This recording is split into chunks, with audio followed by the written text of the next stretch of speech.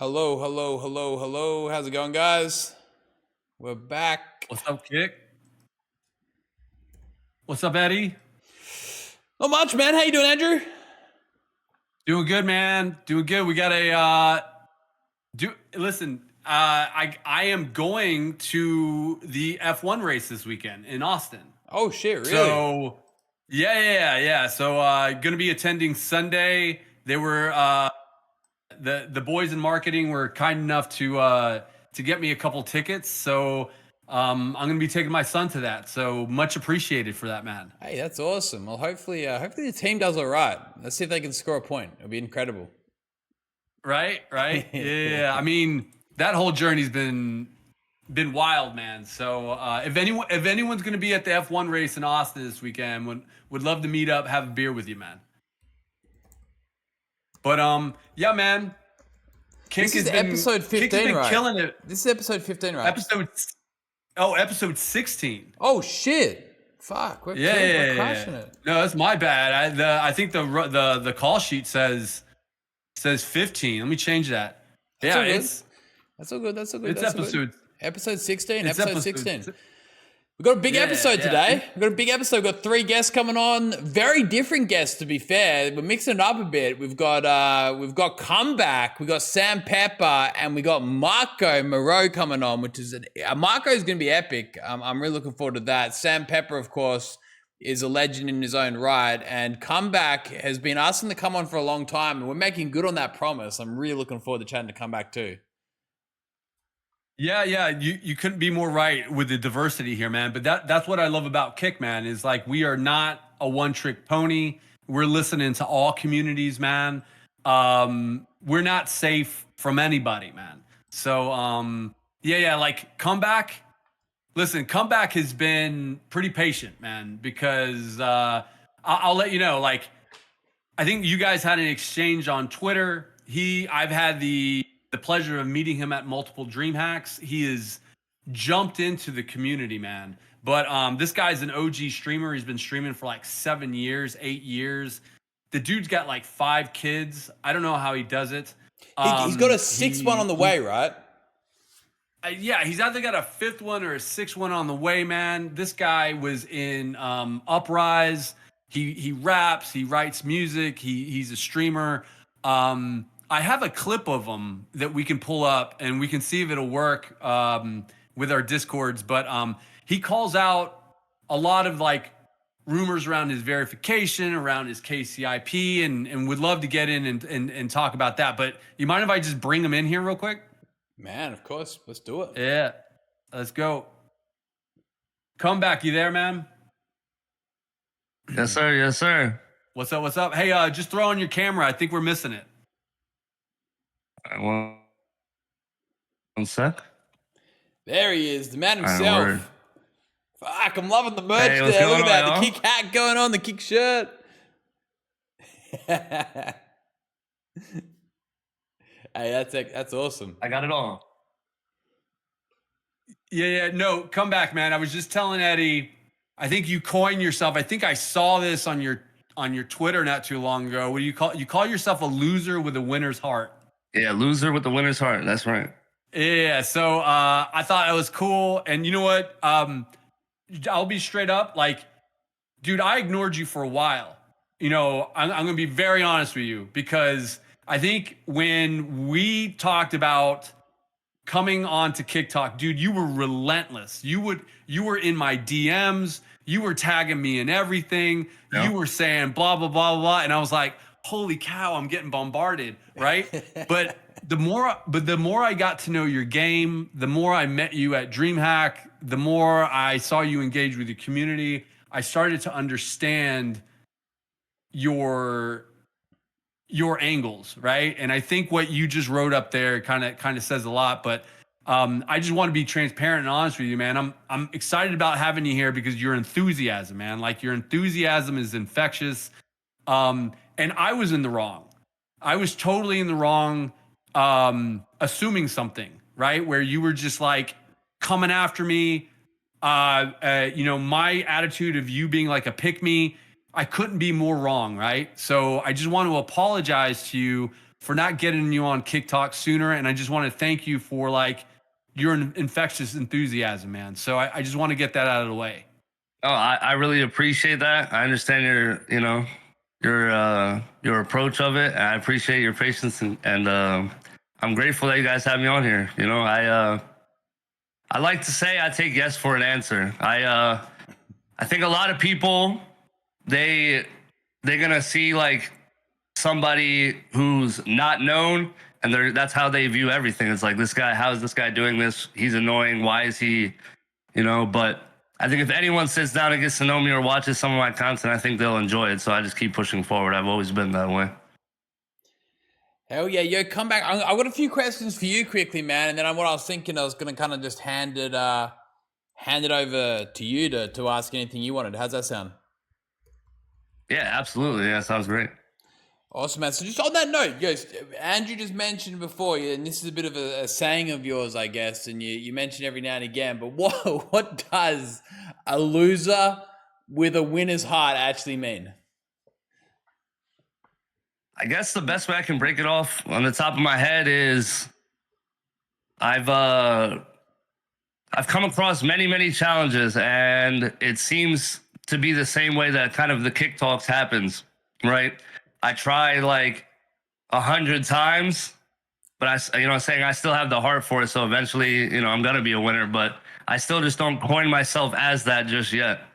Fuck yeah. Hey, man, I love that. I tell you, you got to keep on trying, right? Persistency. Hey, man, that's the key to everything. And here we are now. It's been great. It's been a few weeks months rather in the coming, but we're here now. And I guess what? That applies to so many other situations as well. When it comes to your streaming, what can the viewers expect from your stream that makes you stand out? What is a comeback stream all about? Honestly, I would say the number one thing is transparency. Not a lot of people in this industry are transparent or just like human at this point. When it comes to streaming and content, everything's fabricated, numbers, personality, you name it. It's just a bunch of nonsense. So I'm one of the realest there ever was. That's why I don't really mind putting myself out there, or, when people get a false perception of me, I just continue to do what I do. But I make music. I make music live actually now as well.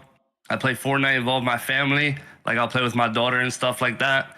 Primarily Call of Duty, but I've been trying to diversify because, obviously it's much more than gaming. It's reality. Like, if we're going to do this every single day, I do this for a living. And this is literally how I take care of my children. So there's a lot of, serious, a lot of fun, but that's the moral of it is I think the biggest thing for me is, like I said, transparency, personable relationships, no matter what level we're at. Hey, man, that's awesome. I love that. Transparency, I reckon, is the key to a lot of things as well. You are spitting wisdom here right now. What is, on your community, because I know community is a big part about your channel. You have a pretty loyal community. You got an active community. You got a lot of really strong followers there. What is the best part about your community? I would say that's probably the best part too, is the recognition of, this industry is very congested with nonsense, and people understand, although, if I have a certain level of viewership or, I need a certain amount of support, they do that for me because they understand me as an individual, and we're here to make a change. Like I say, a lot of people and a lot of things in this industry are just nonsense. So the support there of that, it goes the longest way. Like, they're just, there's the realest people in the world. Like, it's, like I say, I like to vouch for myself a lot, but that's what it attracts. It attracts the exact same thing. Just the realest people with the realest actual support, that they're not here for much anything else. Fuck yeah. On that note, so on the note of the community, I think you're doing something right, because correct me if I'm wrong here, but I've got it on good information that you actually were partnered on Twitch, right? At an average CCV of only 18, which is actually kind of unheard of, how'd you make that happen? Like, in fairness, that's a pretty cool accomplishment. I once held a lot more viewers, quote unquote, few years back, and they kept denying me for my partnership. They deny a lot of people for partnership on there.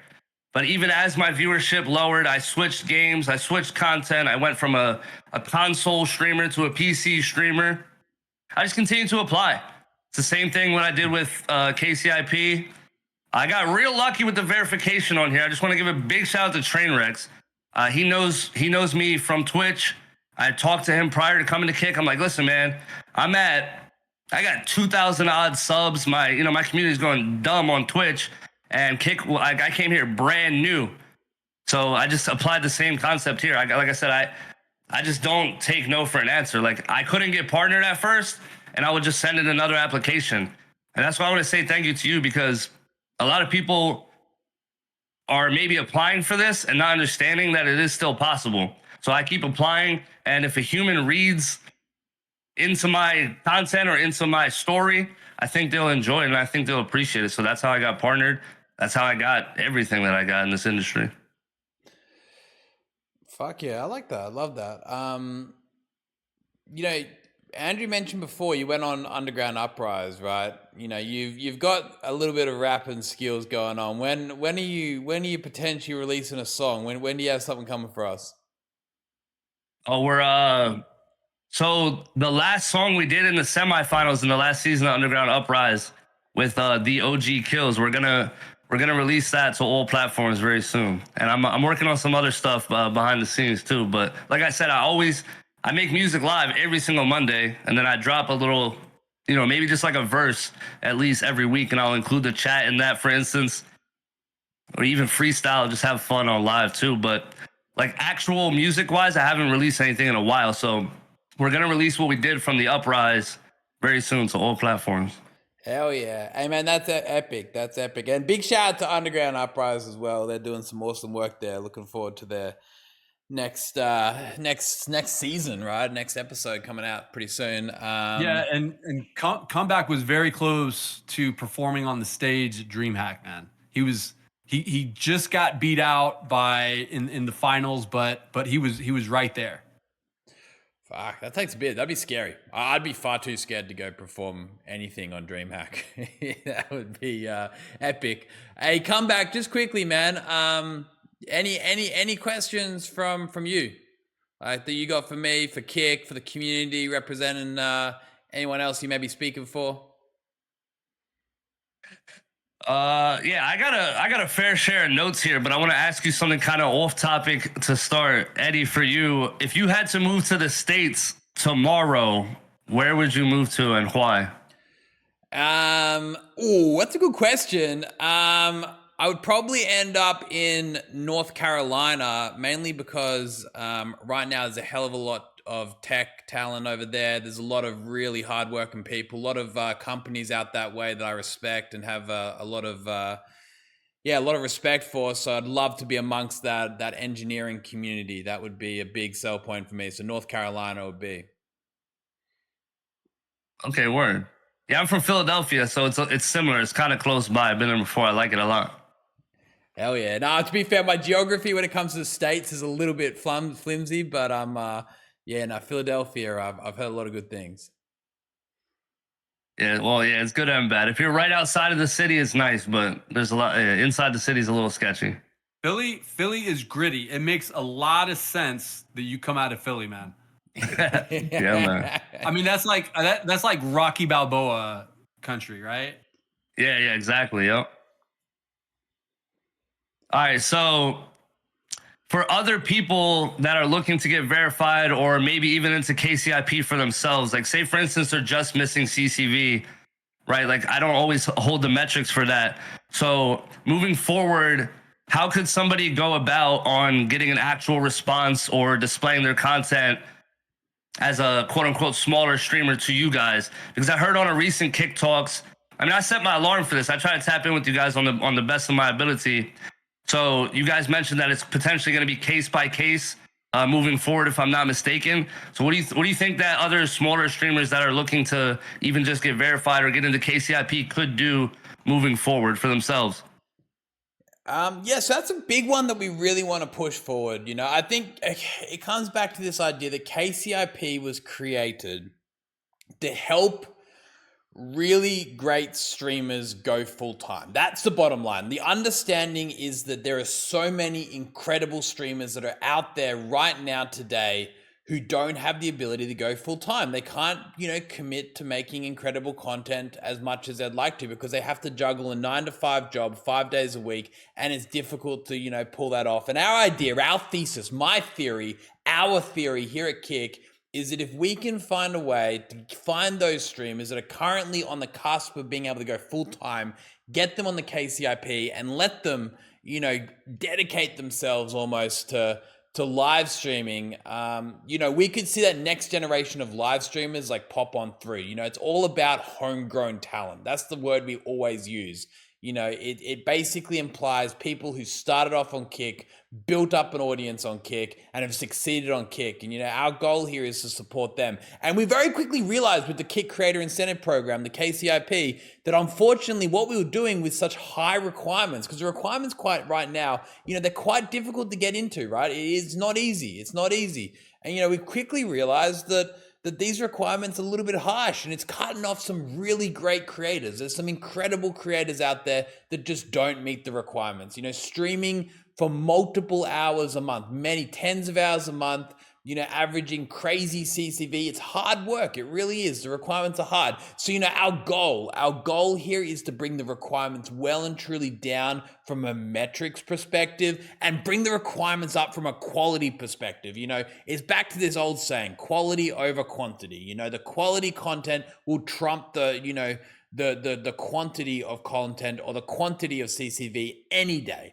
And that's what we want to look for with KCIP. Right now we're kind of in a transitionary phase. We're trying to formulate that in a way because obviously the moment you remove, quantitative data and, replace it with qualitative data, it's a very difficult thing to do because how do you qualify someone for KCIP if you're not using metrics? It becomes subjective and then it, leads to potential discussion around unfairness, etc. So, we're working through that. We've got a vision, we've got a dream here and how we're going to achieve it.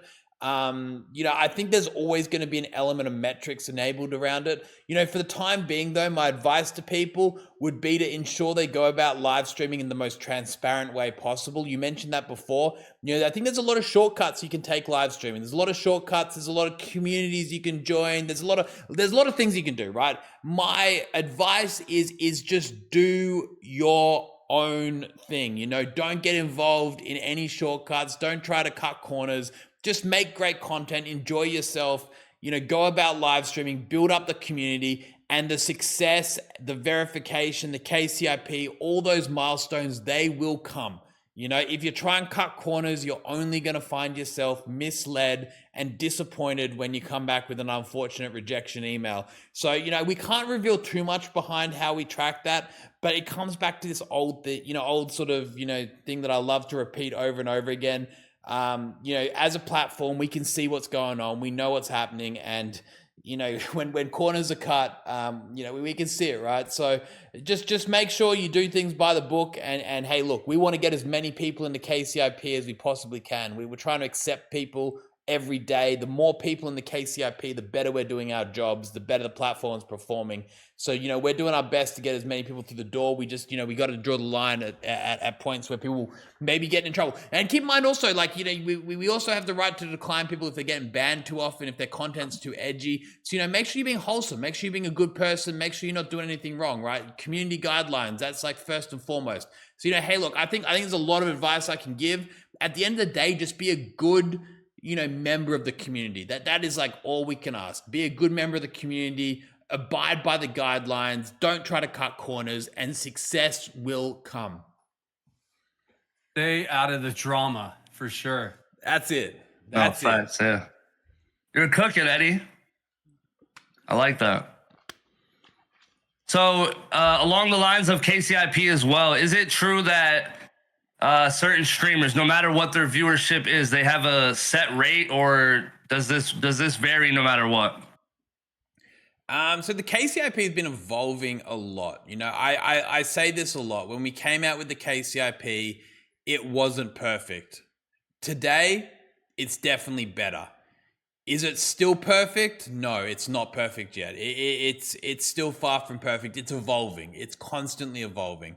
We recently very much overhauled how the KCIP metrics work, where we derive value from, how often we update certain variables in it. It is an evolving process, and I like to think that the current system we have now has been very accurate at dictating kind of what constitutes value for the platform, what constitutes a great streamer, and rewards people accordingly. So we've made some massive steps forwards these last month. I'm really proud of the team. I'm really proud of our system that we have in place.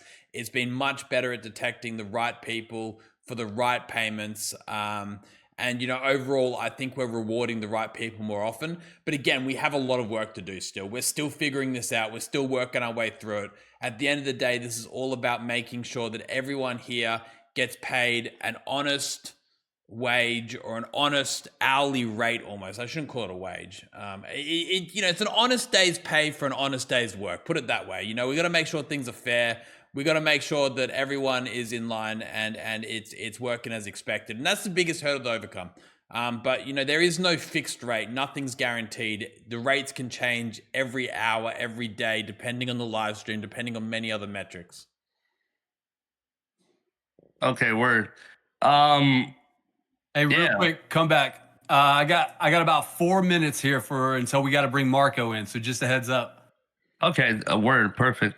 I know. Like I said, metric wise, I need to grow a bit. When I first heard about KCIP, I saw a few people I've known in the industry for years now, and it was just inspiring to get in myself. It wasn't quite what I thought it would be, to be transparent as usual. For me, like I said, obviously I don't have, a certain amount of viewers that maybe that's why the metric is so high. But like I said, I saw a lot of people getting paid pretty well, but it was, way before I got into KCIP that I have a very similar, at least activity wise, stream wise, activity wise, it seemed very similar. The viewership may not be there. But like I said, I don't focus much on that number because that number, I thought KCIP was more based on chat activity. And if it's similar to the people that have 100 or 200 when I have 30, I thought it might be somewhere along the lines. But, in my personal case, it's very, very, very minuscule. So I've completely stopped multi-streaming for this. But that's why I just kind of wanted to touch on that directly. I think at the end of the day, man, you got to do what's best for your channel, right? I think when you look at KCIP, I would never say hey, look, I don't want to multi-stream because of KCIP. I think you got to go hey, look, how do I make the best out of this situation? How can I maybe multi-stream, but also leverage that to build my community, to build my following, and then turn KCIP on when you, simulcast, solo cast to Kick or whatever that may be. So, I think it's about being strategic in that regard. At the end of the day, I think, KCIP isn't going to make you a millionaire overnight, right? That's the reality. It's heavily dictated by the metrics on the platform, the chatters, your CCV, the activity, a lot of those aspects, right? And ultimately, as you continue to make incredible content, it'll go up. That's the bottom line, right? There are some people out there getting hundreds of dollars per hour, right? But to be fair, that's the minority, right? That's the minority. That's the people with large viewerships who are doing really well. But it has room to improve, and all you need to do is continue putting in the hard work and getting there. But with that being said, we're always looking to optimize. We want to make sure that things are fair. We want to make sure that the right people are getting paid the right amount comparative to each other. When you sit next to one person and say, hey, look, this is what my rates look like and your rates look like this, and you compare it, you hopefully go, oh, that makes sense. That's fair. If it's not making sense, then there's probably more details in terms of accurate viewers and stuff like that. It gets a little bit more complicated. But, all in all, our job is to make it as fair as possible. And, our job is also to make sure we can pay people the most amount we possibly can. So we're always looking to increase things as much as possible. But my advice on that front, man, is, just keep crushing it, keep putting in the effort, keep building the community, keep being positive, keep doing what you're doing. And hey, look, everything falls together, as persistence is key, right? Absolutely. The next thing I need is a steak deal. Yeah. Otherwise, I've touched almost every base on here. So, how do I go about that? Well, I'm assuming you're in the US, so you have to go to partners at stake.us and you know, from there, fuck Sam coming in with the raid. Appreciate that, man. You'd have to go to partners at stake.us, shoot them an email and be like, yo, I want a deal and see what happens. I think that's the, that's the best way to go about it. But yeah, no, we're you know, obviously Stake works very closely with Kick streamers. It's separate businesses, of course. You know, Kick and Stake operated independently, but you know, at the end of the day, Stake is a big supporter of all Kick streamers. So I recommend you send them an email, say what's up. You know, maybe you just say Eddie sent you from Kick Talk. Okay, word. Okay. I know we're running short on time. I was a big fan of the last Kick Talk. I think everybody was. I think if ever you guys have anybody combating Kick, we need train wrecks on deck. Especially if anyone's trying to talk down or against Kick, or you know, misconstrue information. Also, just to continue to fire off because I got to run shortly. Is there a guarantee in the near future that we'll be able to stream on like mobile, for instance, from the app, and maybe have different payments options like PayPal, maybe Apple Pay, even that way? You know, these new we got this new weekly pay and such, but I'm having a lot of people say that, you know, they want to use Apple Pay or PayPal and things like that. Is any of that stuff coming soon, or? Yeah, so app-wise, we've got the new app coming out very soon. I was actually going to tease a version of it on my... Actually, I better not now. Or should I? You said it. Nah, I better not. I'm not going to do it. The new app is looking fucking fired, though. It's looking good. It's looking really good. It's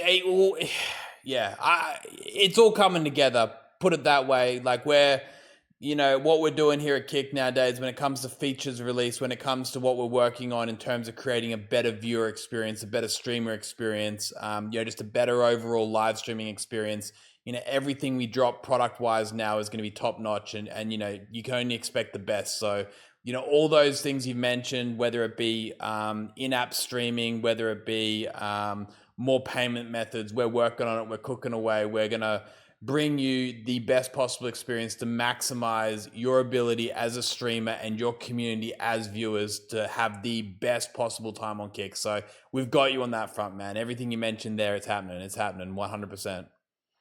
Hey, Comeback, hate to do it, man. Hate to do it. We got Marco on deck, and Sam Pepper just came in, so I see him in our lobby. So it's gonna get raucous. But thanks for opening up this Kick Talk, man, and thanks so much for being here, man.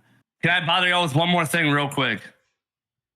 What do you got? Just as a suggestion, it seems like front page and recommendations are almost identical and very repetitive. I was wondering if there's any ways potentially to have maybe random streamers who, for instance, stream a certain amount of hours or in a certain category, or maybe if someone from the front page hosts out, that it puts that next person on the front page.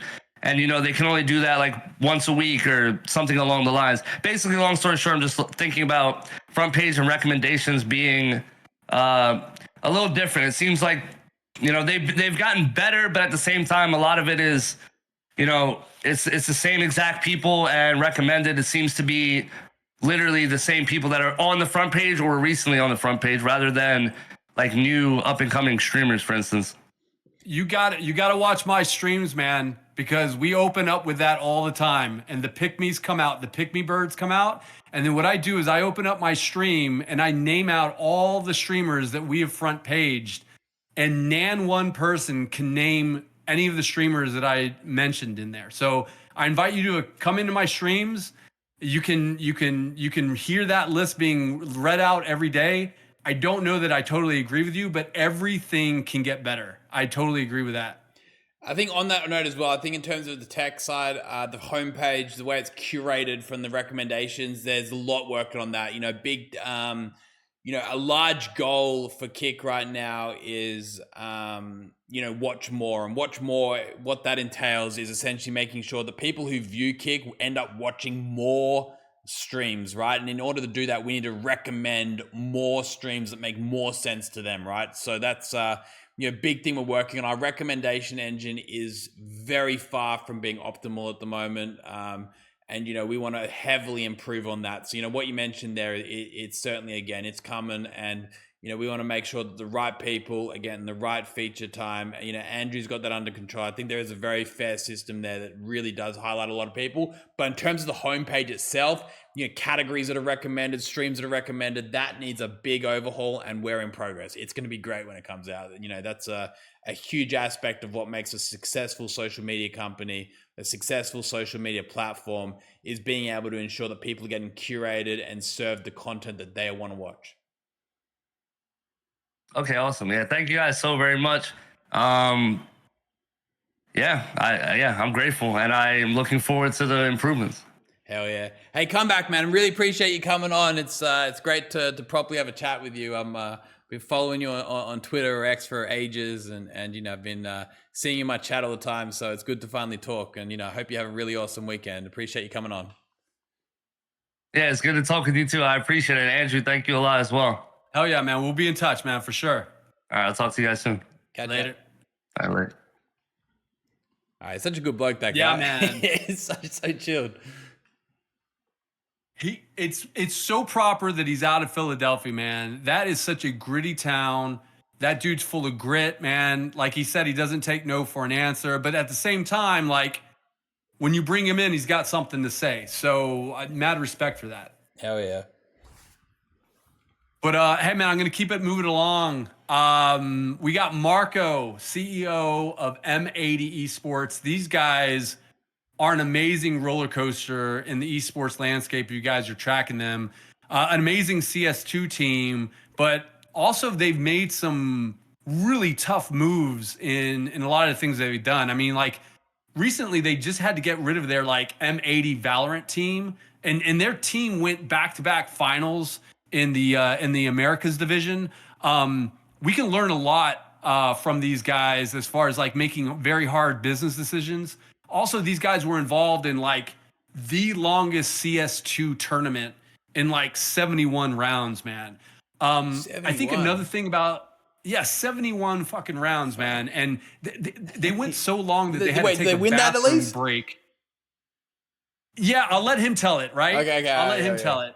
Yeah. But and then the other heads up on these guys is these guys are starting to partner with cryptocurrency software platforms, man. Like M80 is getting really progressive in the way that they move around in the esports space, and I think that that's why M80 is starting to vibe with us, is because we're shaking up the market and they're shaking up the market by doing different things within the esports platform. But I'm going to bring Marco in real quick.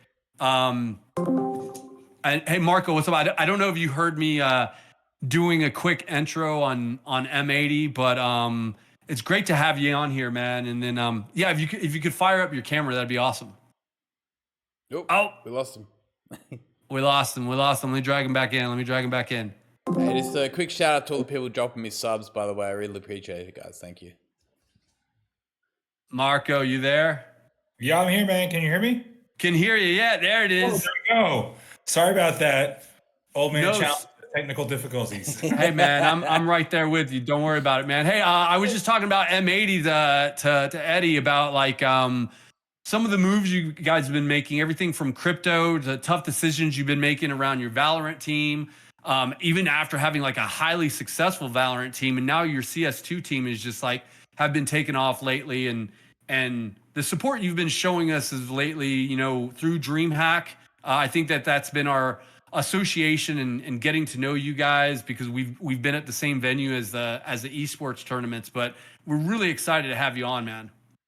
Oh, look, I'm super excited to be here. It's nice to meet you, Eddie. And Andrew, I know that we connected at DreamHack. And I'm excited to talk about Kick and streaming and esports and why those two things should probably be a little bit closer aligned, right?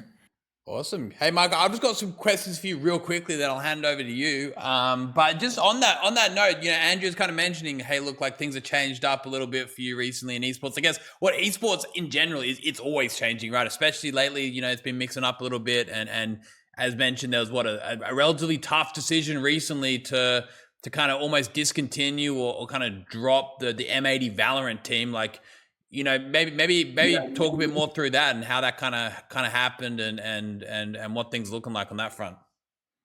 Yeah, so I mean, look, I mean, I've had a long-standing relationship with Valorant, right? Ever since I got into esports, originally back in 2020, we got in with the impetus to build a Valorant team, right? Because Valorant was in beta back then, and I felt like it was probably going to be the biggest esport in the world, or one of them, very, very soon. So we started building a team pre-VCT, and we were, I worked with a guy named Don Psycho, who's now my VP of esports at M80 as well, is currently competing at Fragadelphia and Counter-Strike actually himself this weekend. So the executives at M80 are not just like business guys, but they actually compete as well sometimes.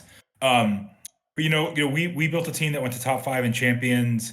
Franchising came around. I was not around when those decisions got made, but we started building a team at M80 when we launched the organization back in the end of 2022.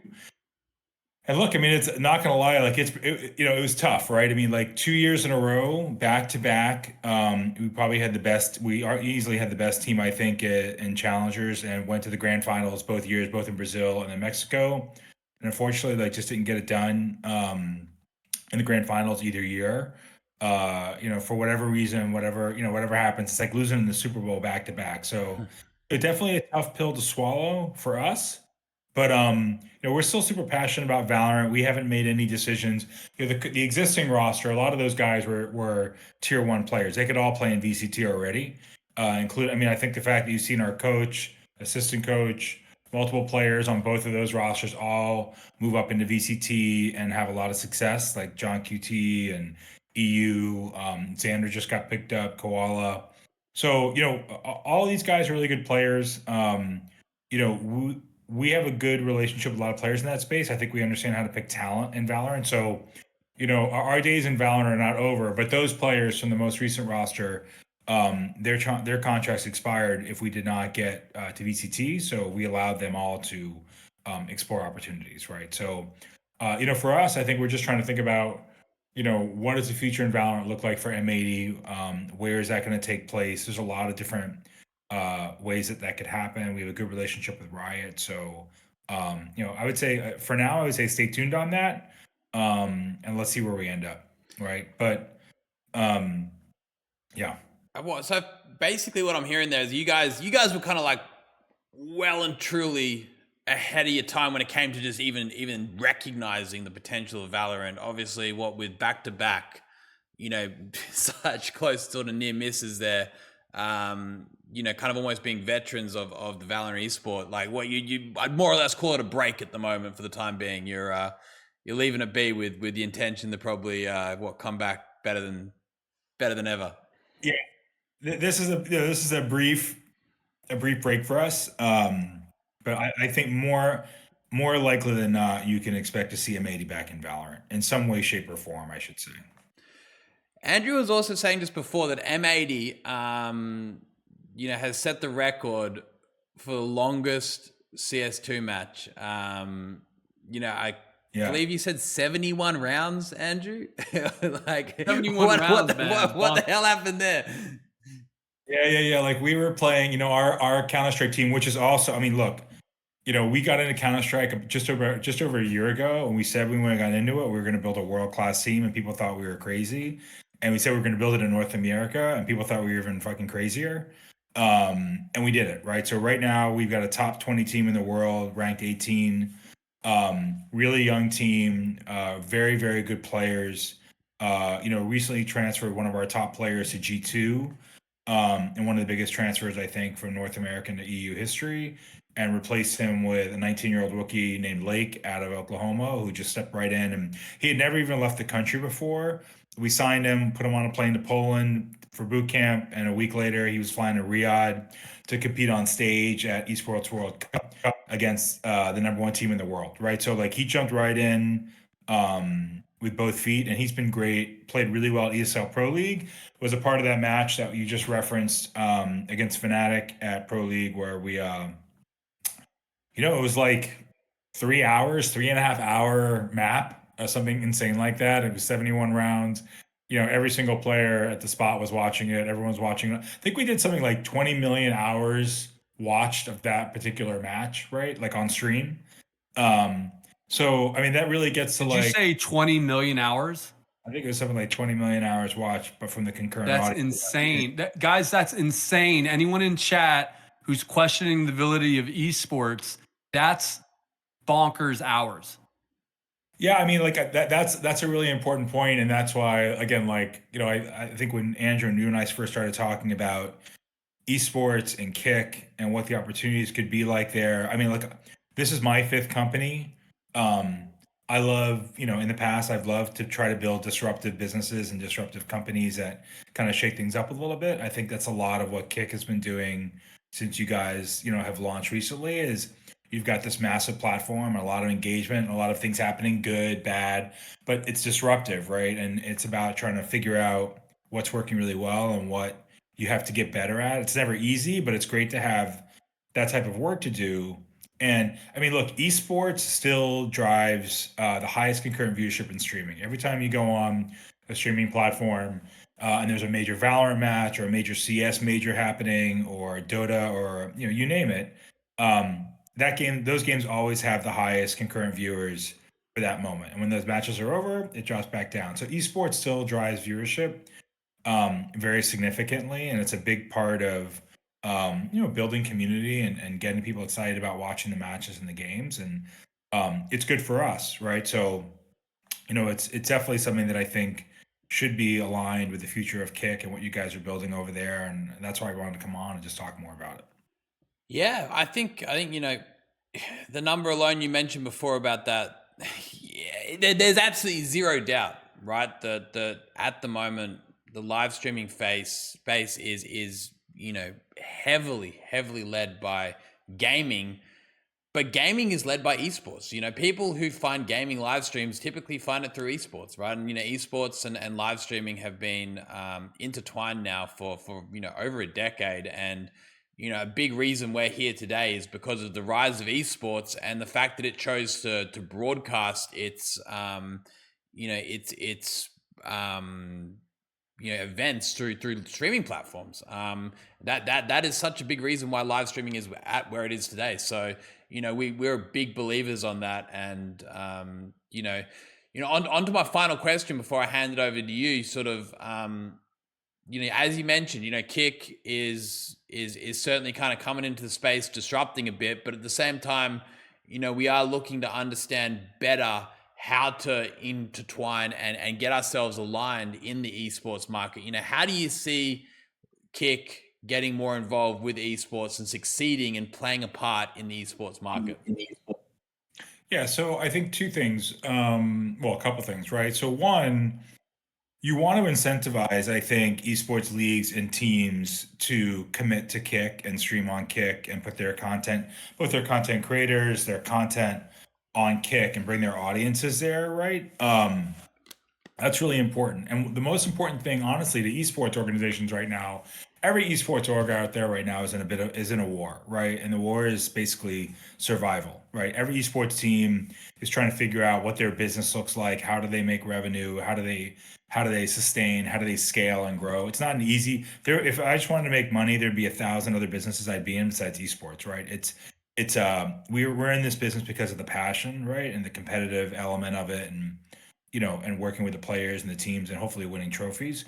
But I think what's really important for Kick to understand, and for esports teams, people always said, when are esports teams going to get media rights, right? That's in sports, that's a huge revenue generator, right?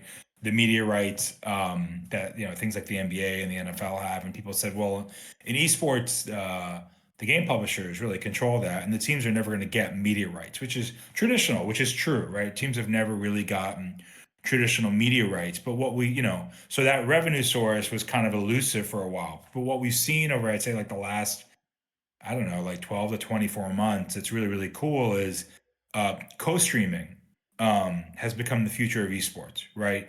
The ability, and I think game publishers recognize also, hey, teams need to sustain. We're not going to give them media rights, but we'll let them co-stream events. We'll let them co-stream matches and tournaments simultaneously with the match. And what you're seeing now is the bigger streamers and the bigger content creators are drawing more viewership than the actual streams from the broadcast, right? Which is huge because as an organization, guys like Jinxie, that's Shroud.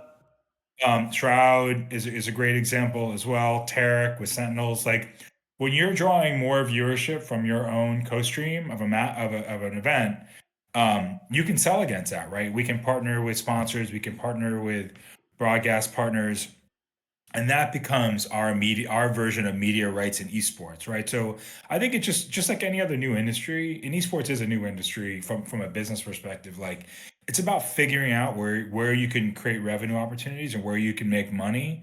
And for us, we want to have top co-streamers in every single esport that we're in, whether it's Counter-Strike, Rainbow Six Siege, Valorant, other titles that we'll probably get, Deadlock down the road next year obviously will be a game that everybody will want to get into and is already drawing viewership numbers, and it's in private alpha, right? So like, for us, it's about co-streaming, and that's where I think Kick comes in too, is like, we can't do co-streaming without platforms like Kick, right? So yeah, I mean, I think that's a huge draw to bring teams over, is to give us an opportunity to be able to say, hey, we can co-stream a live match, tournament on Kick, and get the benefits, and maybe it's front page, maybe it's some type of boost for viewership, or putting it out to the audience. But there's a lot of opportunity there that to be had.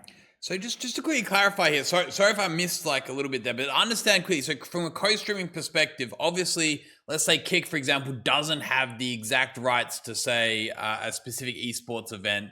However, we work with you directly and say, hold on a second, you're participating in this event. We want you to co-stream directly to Kick. Is that what you're kind of mentioning as being a potential way or an avenue in?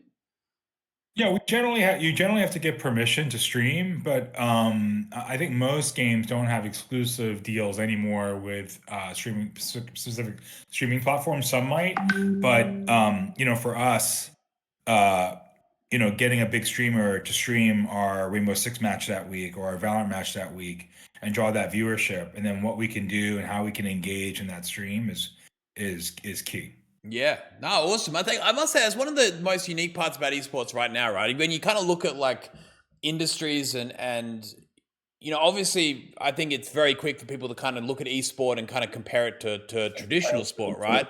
But I think one of the most unique aspects of esports right now is the fact that there isn't really that kind of media rights sort of situation right now, and that you can lean on the individuals or the players to have their own point of view. They've got control over that distribution as well, which is, crazy unique. When you think of any other sport, like the players don't have the ability to start broadcasting and co-streaming the sport out to whoever they want. The organizations, they hold on to that so tightly, and ultimately that kind of, strangles the industry a bit to an extent.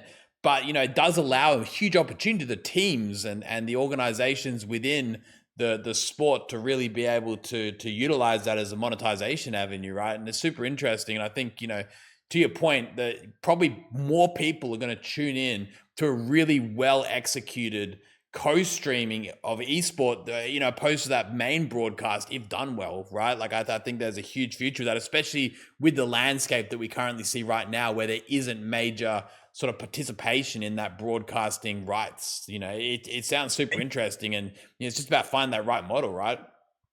Yeah, and real quick to add on to that, I think another thing that's pressing you guys in terms of those licensing rights are existing contracts that you guys have with other platforms that tend to really red tape you from going anywhere else, like fully, man. I mean, we can't avoid that.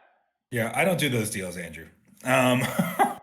So like, but I can tell you this much, right? Like, watching your favorite sport, whether it's traditional sports or in our case, like esports, right? Like being able to watch and view, like I jump in the streams with all the fans and we engage with all the fans, and because I'm a fan too, right? That's why I got into esports, is I love these titles that we're in and we're passionate about them. But the ability to have a engaged, community driven like viewing experience, like watching your favorite team play with 10, 20 other 1,000 people in chat, is super cool, right? It's actually something that, from what I'm hearing, a lot of traditional sports are trying to figure out, oh gosh, how can we get like the streaming experience now for the games. It's better than watching on, on your couch, on your TV. You're sitting in there with, a massive collection of fans from both teams, right? And the engagements.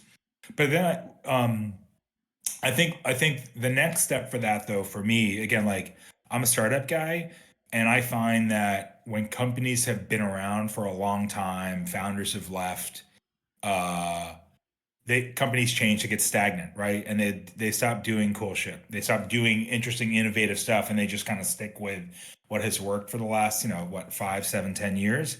And I think the cool thing about Kick that you guys have an opportunity to do, and again, I've never, worked with Kick or been on Kick, in like an official capacity, but what's cool about it is I think you guys definitely, it feels at least from the outside like you have that startup culture of trying to do cool things and trying to innovate and bring new opportunities to like streaming audiences. Like, the KCIP program is super cool. I know a lot of streamers that I know are excited about that. A lot of streamers that have worked for me in the past, like, Jared FPS, and Lucci and guys like that I've signed in the past in careers that are great streamers. I know they're all on Kick now for those types of reasons, right? Is everyone's trying to, a lot of people look at this as a business and like a career.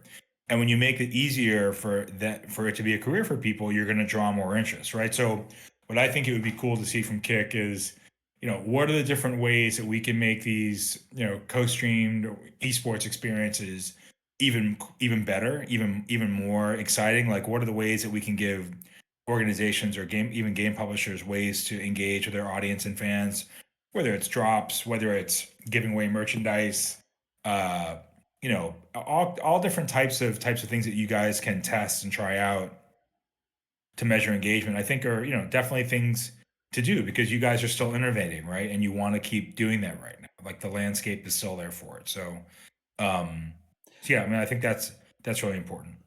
Well, I think you touched on a really, really great point there, right? I think the biggest strength that Kick has as a platform, and especially in the conversation of esports, is that we're hungry. I think a lot of the time the other live stream platforms they've been around a while, a little bit more corporate. The startup mentality and that ambition and that culture. It's very hard to match it, right? You can't move as quickly, and the opportunities that arise off the back of being able to be agile and make decisions and actually push change and essentially find gaps in the market where you can find value and offer value to others subsequently. It's hard for larger companies to keep up with that. So, I think when we look towards esports, especially the state of esports right now, where, I personally think, other people are dropping the ball a bit and sleeping on it right now when there's a hell of a lot of opportunity. Like you said, it's still so big, right? That's certainly something we want to continue to do. And I think it's straight to your point, it's about incentivizing people in the right way, finding the right models, finding the right opportunities that work for everyone, and get the sort of these win-win situations that we can extrapolate on. And I think at this point we're really scratching the surface, but we just have so much opportunity to do much better and to really bring in so many more bigger players by doing exactly what you kind of mentioned there. And we talk a lot about this internally. We haven't made as many moves as we'd want to by now, but I think I think the playbook is there. I think we know what needs to be done. It's just about really taking those next steps. Yeah, there's tremendous opportunity there, especially, esports a couple of years ago, a lot of the leagues were a lot more closed and publisher driven. That model did not work well. So there's a shift back now, more grassroots, more open, which is something that I think gamers prefer. So there's lots of opportunities now I think even big publishers like Riot, Ubisoft, they're all doing third-party tournaments now and third-party events that pro teams will enter into because some of these games have like a 6-month, 3-month off season. These guys want to play and teams want them to play, right? So there's all kinds of opportunities to host events. And then, when it comes to iterating and trying new things, one of the cool parts about gaming as an audience and gamers in general as your audience is, they're not particular, right? They're not finicky. They just want cool shit. So they want things that make the viewing experience more engaging, more fun, you know, they don't care about if things get broken or things don't work perfectly. They're used to everything being in beta anyway. I mean, pretty much, you know, every major streamer doesn't even make their bed when they're streaming. Nobody cares, right? Like, you know, years ago, like people would be worried about that. But like, you got to take advantage of the audience that you have, right? And they just want cool stuff. And I couldn't Uh, agree with you more. Get Yeah. get shoutcasters out of suits, man. Get like don't make it look like ESPN. In my opinion, that's the shit I grew up with, right? Right. Yeah. Yeah, no, for sure. I mean, look, again, like I said, like most of these co-streamed events are drawing more viewership than the actual broadcast, right? It's not uncommon when you watch Counter-Strike broadcasts and I jump onto a Brazilian channel for playing a Brazilian team, we've got like a couple 100,000 viewers in there watching the match with us, right? Like, um, you know, that's the important thing too, is like for M80, we want to be in the biggest games in the world. So obviously Counter-Strike is an amazing esport globally. I love being a part of it. I love the fact that they play nonstop, year round, tournament to tournament to tournament. These guys you know, our guys just are finishing up ECL championship tomorrow night. Then they get on a plane, they fly to Europe to play Thunder Pick. And after Thunder Pick, then they're going to go to China to play in the RMR. Like, you know, the other cool thing too, again, like, you know, you just have my mind thinking now. One of the things I think Kick has done really really well is a lot of the IRL stuff, right? Obviously, for better and worse, IRLs are a really compelling thing to watch, right, on stream, and getting streamers out to some of these IRL events in esports is a really really cool opportunity. Um, because if you've never been to Katowice or you've never been to Cologne or you've never been to, you know, a VCT major event or you've never been to a major on Rainbow Six Siege, you are missing out because those events themselves are lit. I mean, they're just like super super crazy, really fun. I mean, DreamHack was a fun one, but I mean, you know, again, I'll invite you guys. Like SI, the Six Invitational for Siege this year is in Boston. That's my hometown. If you guys want to come down, like I'll host Kick for a Six Invitational, right? Like I'm telling you, these events live and you get the fans and you feel it. I remember years ago, I had a startup back in like 2018. It was an esports content startup, right? And I was trying to get these two investors to write a check. And this is a really early stage company. And they didn't know anything about esports. They were basically like lawyers, basically. And I said, listen, there's an esports event in town. You guys should just come with me to it, like, and just get a vibe for what it's like, right? And just check it out. And it just so happened that I ended up taking the tickets for like $5. And I ended up taking these guys to the 2018 Counter-Strike major with FaZe and C9, which now is known as like one of probably the best live Counter-Strike, you know, events of all time. I mean, the thing was like a Rocky match inside that arena. It was sold out, fans from Europe, you know, North American chants. Like it was insane. Those guys walked out of there and they literally wrote me a check in the parking lot, like that fast, right? So like, what year was this? you know, 2018. 2018. Okay. Yeah. So with esports, again, like a lot of it is like, you know, getting out some big streamers or even maybe they haven't done it before. Maybe like someone hasn't done an esport event before, but get them to come out to SI or to one of these majors and see what it's like in person and stream IRL from it. And then have the co-streaming of the matches from a team is like, that's a killer combo.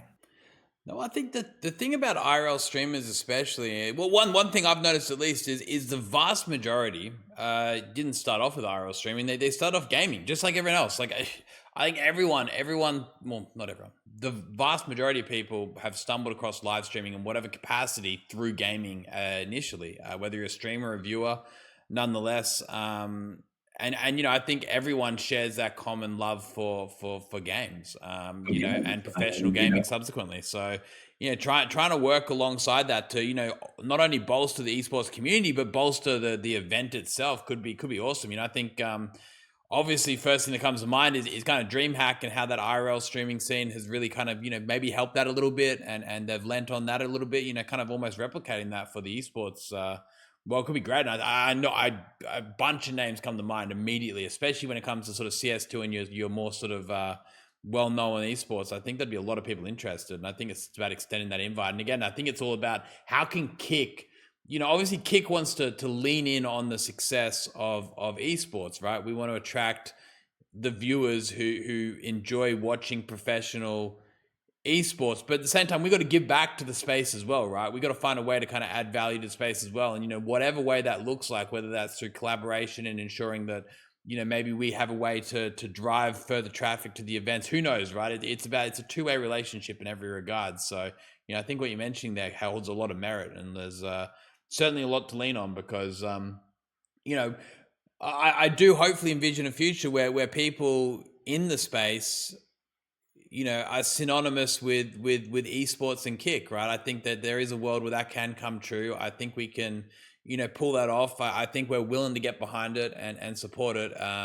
And I think how that's going to be done is sure there's the obvious ways, but there's also the other ways in which we have to reinvent what that's going to look like, what that relationship's going to be like, and lean in on our strengths. So that's an awesome idea. I really love that. I think it'd give us an excuse to try to put together more of these events where the Kick community kind of gets together as well, which could be awesome. I'm just thinking the likes of the Lucci's and the Jared FPSs and the guys kind of representing Kick at these events and really leaning in with their communities and their subsequent audiences and helping to blow up the scene, but also give Kick the right voice and the right ambassadors at those events to truly show, hold on, this platform means business, and start shifting that narrative towards being like, hold on, Kick is known for some IRL streaming, Kick is known for a few big names and whatnot who've moved over, but Kick's also known for being a part of the esports industry, not just as a stream platform, but a part of the culture. So I think that's great. There's something there for sure.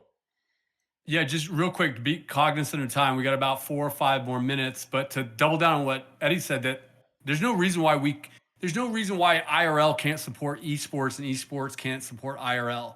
There's no reason why we can't take our strengths and combine the two. I mean, hell, like UFC, how many celebrities do you see out in the crowd, right? That come to these events? How many people who you see that have nothing to do with UFC that come and enjoy the event? I think creating that kind of environment, that kind of ecosystem where esports raids into IRL and IRL raids into esports, I think could be really healthy. Yeah, I mean, super cool. I mean, I don't know if you knew Eddie, but one of my partners at M80 is Daniil Medvedev, who's one of the top men's tennis players in the world, right? And I met Daniil because he was a big Rainbow Six fan. He liked my team. They called me up. They said, you want to come to the US Open to meet Daniil? So I flew down to the US Open to meet Daniil. 2 weeks later, he was in the company, right? Because he's a passionate esports guy. But, and that struck up conversation with other tennis players and other athletes and you name it. But, celebrities and athletes, everybody plays video games, right? And a lot of them play competitive games as well, whether it's Counter-Strike or Valorant or Call of Duty or whatever their game of choice is. So I definitely think getting more of them out to these events would be really, really cool. And again, like the energy from something like the Six Invitational really is like, honestly, like that's one of my favorite events to go to in Siege. I know we'll be there again this year in Boston.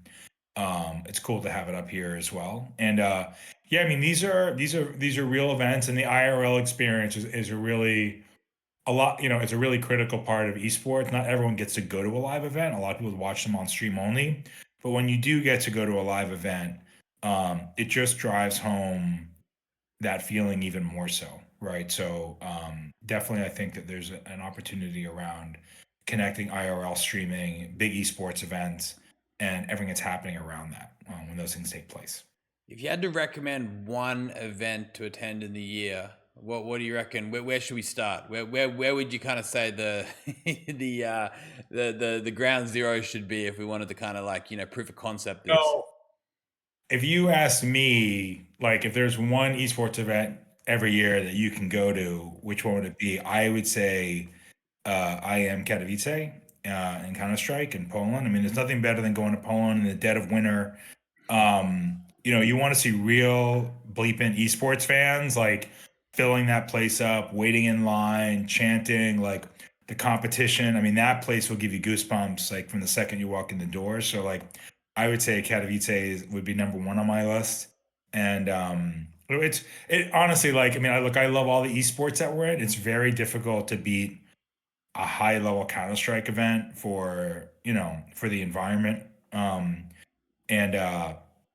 that's such a mature esport in so many ways that it's great. But look, SI is amazing for Rainbow Six Siege. I mean, the SI they had in Brazil last year, like you know, blew up every single number they had for streaming records and for attendance records, and I'm sure it'll do again this year when they hopefully when they come to Boston. Different crowd, but and then Valorant is a very Valorant does very unique, exotic locations, and it's a very well produced event by Riot, and it's continuing to scale and grow. It doesn't have the history of a Counter Strike just yet, but it's an amazing esport. Obviously, we're passionate about Valorant as well, and we want to compete in that title at a really high level, and hopefully attend some of those bigger events again. The last Valorant big event that I attended back pre VCT was we sent a team to Turkey to play in Champions, right? So some really cool stuff. Get your passport out, right? Yeah, I'm gonna say I've been to Poland before, but you're kind of selling it already. Yeah, it sounds you wouldn't have expected that. We should be there. I think we'll be there. I think we'll be there next year. We got into. It's funny, Counter Strike. We got into Counter Strike last July, and it was the exact right time. We just came into it and we said, you know what? I think this is the right time to build a North American Counter Strike team. There's an opportunity in the space to capture some really good young talent, build a program, do it here in NA, and kind of hopefully revitalize North American Counter Strike. And we did it, and timing is perfect. They're shifting the rankings a little bit to reflect the Valorant rankings now for major. I think it's going to bode well for us. But I think we're getting invited and we're attending and competing at some of the biggest Counter Strike events in the world now, and getting a lot of recognition, I think, which is great. And that's again, like on a side note, if you want an area that for Kick that'd be really cool to see some level of investment or activity in is executives like myself and Jason Lake at Complexity. We're trying to rebuild North American Counter Strike and revitalize it. So like some type of Kick event, we could pull that off, and something along those lines. But we want to keep pushing North American Counter Strike and the game here, and prove that we can play it just as well as they can in Europe and other regions. Maybe that's what it's about. Maybe it's about just starting off nice and simple, just having people who are experts in the scene saying, "Hey guys, we need you to put together an event, slap the Kick name on it, slap the Kick branding on it, say buy Kick, and some sort of partnership to try to get the wheels in motion, put up a bit of prize money, and leave it to the professionals to make the event what it needs to be. It could be something there, right? We got if that's what you're aiming to do, I think maybe there's something there to try to sort of make a statement, not just about North American Counter-Strike, but about Kick as well, and now supporting endeavors for the esports industry. So maybe that's a conversation we've got to strike up. Yeah, cool. We got to leave it there, guys. We got Sam Pepper waiting in the waiting room. But what I love is to leave it there we hear you, Marco, and you're going to be hearing from us soon, man, because what you just said there in the last 2 minutes makes a lot of sense. I think it makes sense with a lot of the moves that Kick tends to make, where we start out small and then the next thing we go big. And I think like our F1 activation is a testament to that, right? We started out real small, and we started out as a sponsor, and the next thing you know, Eddie and Bijan are in the F1 game. I think that gives us a lot of something to glom onto, and the CS2 and rebuilding in North America sounds very intriguing. Yeah, no, for sure. Look, anytime I can help, you know where I am, right? So just hit me up. And Eddie, maybe we'll go to Poland together. I'm down. I tell you what, who knows? That might end up happening. We'll have to get the IRL streaming coming out too. Bring your gloves, bring your hat, bring your jacket.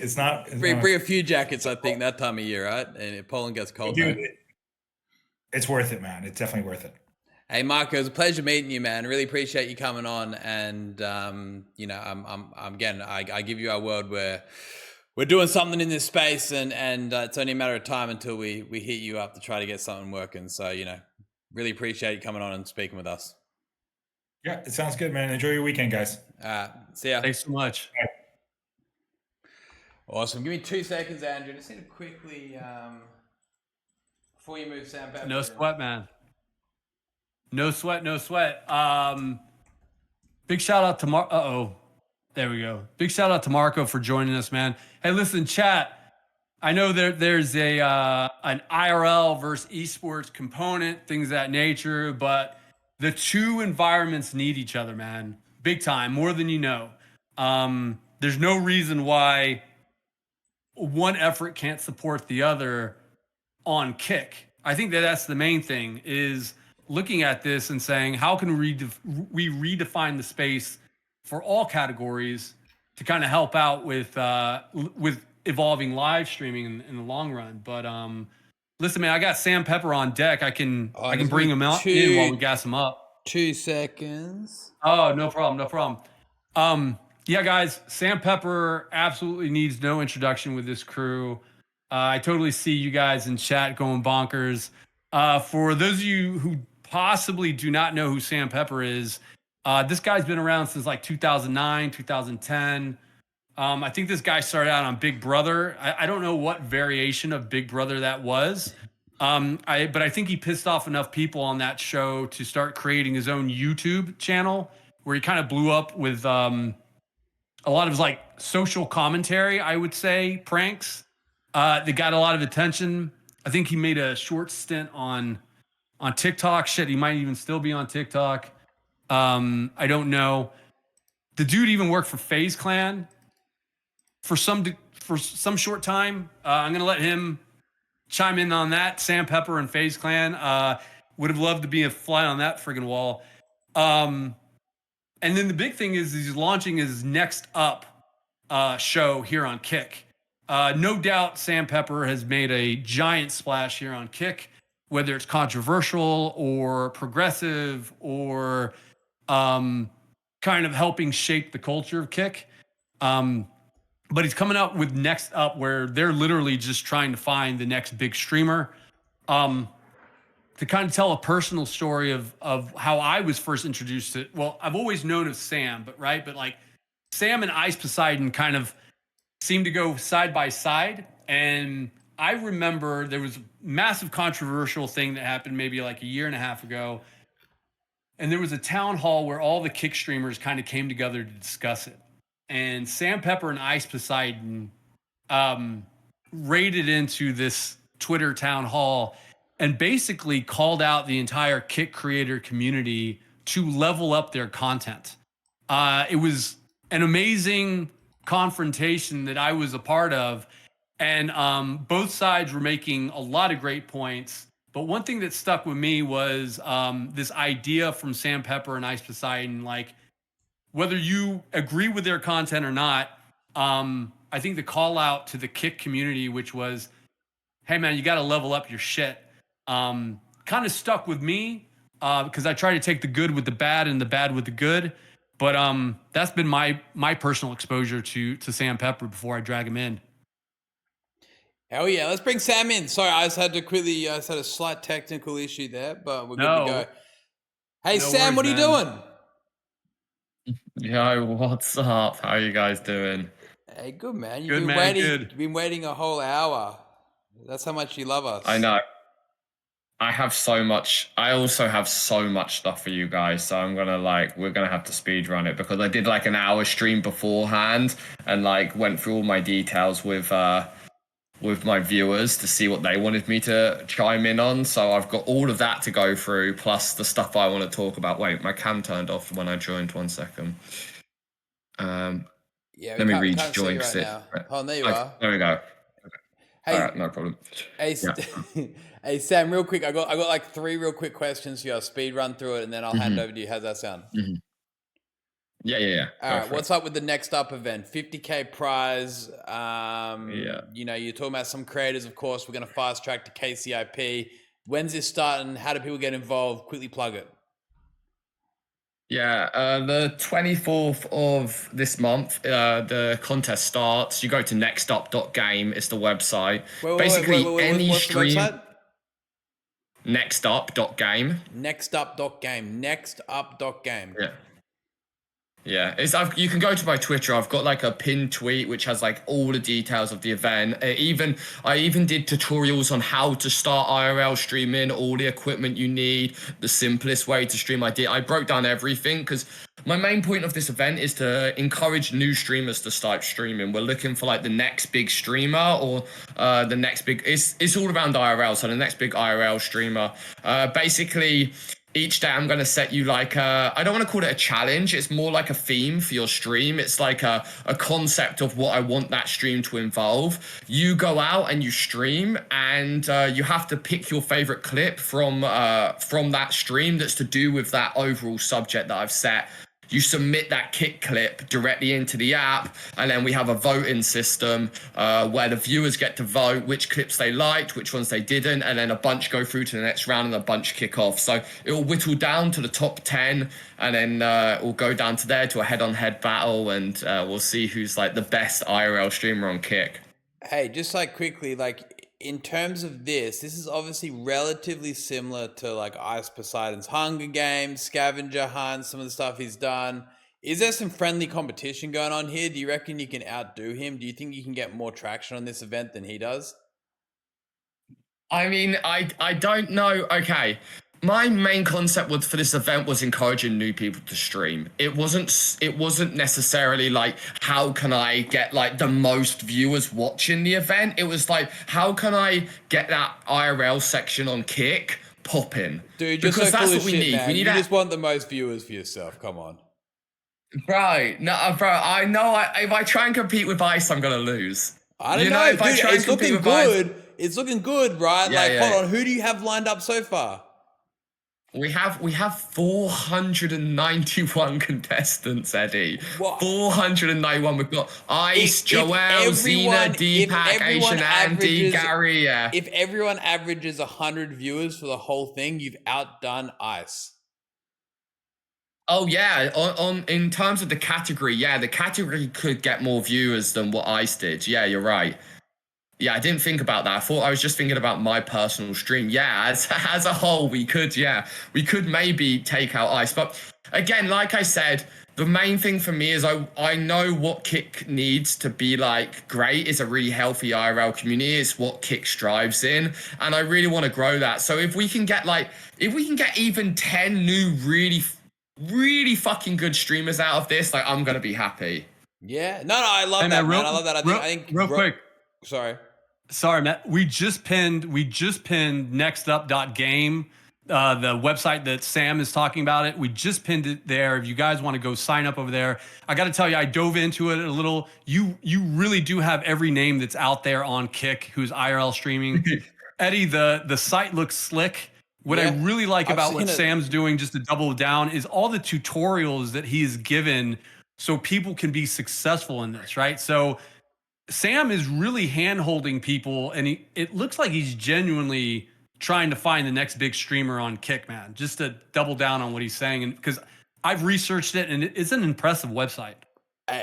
Andrew, you're forgetting. So Sam was the first. I was like the first person for Sam to pitch this to. I've been here since day one. I've been supporting this since the beginning. I love the idea. I love the idea. Well, maybe I wasn't the first person, but I must have been one of the first. No, but also thank you, Eddie, for giving me the opportunity to come up with an event. Like, when you reached out to me, like, that made me so fucking happy, because I love planning things. I love putting things together, and for you to give me the chance to create this and like the financial backing, that's really huge for me. And I'm putting everything into this. I've spent my own money on this as well. Like, I want this to be really, really fucking good for Kick. Honestly. Like you said, if we can get 100, or sorry, even 10 new, really great IRL streamers who are going to add quality content to what is already a thriving section on Kick, then I reckon it's going to be a huge win. But I'll tell you what, I think you're selling yourself short when you say 10 people. I think there's going to be potentially in the hundreds of new streamers attracted to the platform if this is executed properly. I'm super pumped up for it. Obviously the guests or the people signed up thus far speak volumes in terms of what is to come. Just quickly, final question for me, Sam, before we move on. And again, guys, nextup.game is pinned at the top there. Check it out. If you are a streamer if you're looking to get into live streaming, if you want to explore IRL live streaming, go to nextup.game, check it out. There's a $50,000 prize pool up for grabs as well. There's a whole heap going on. Share it with your friends, share it with streamers that you follow, let them know, ask them to participate. It's going to be a cool event. It's well organized, it's well executed. A lot of work's gone into the back end. I can vouch for that. Sam will be running it. He's running a fair game, an honest game. It's going to be a great event and a really great opportunity to blow up your streaming career. But sorry, on to my last question. You stream from many countries. You've done a lot of IRL streaming. What's the best country to stream from? It's got to be India. India. Bro, it's got to be India. Yeah. Okay. Number one, they actually have a crazy internet infrastructure. You wouldn't think it, but the internet's insane there. Number two, it's just you cannot escape the content. It's forced in your face every second. India is the craziest place ever. Every single moment, something bizarre's going on. And I just think it's one of them places where there's nowhere like it in the world. And it's very different for viewers to see. Wait, is anyone IRL streaming in India right now on Kick?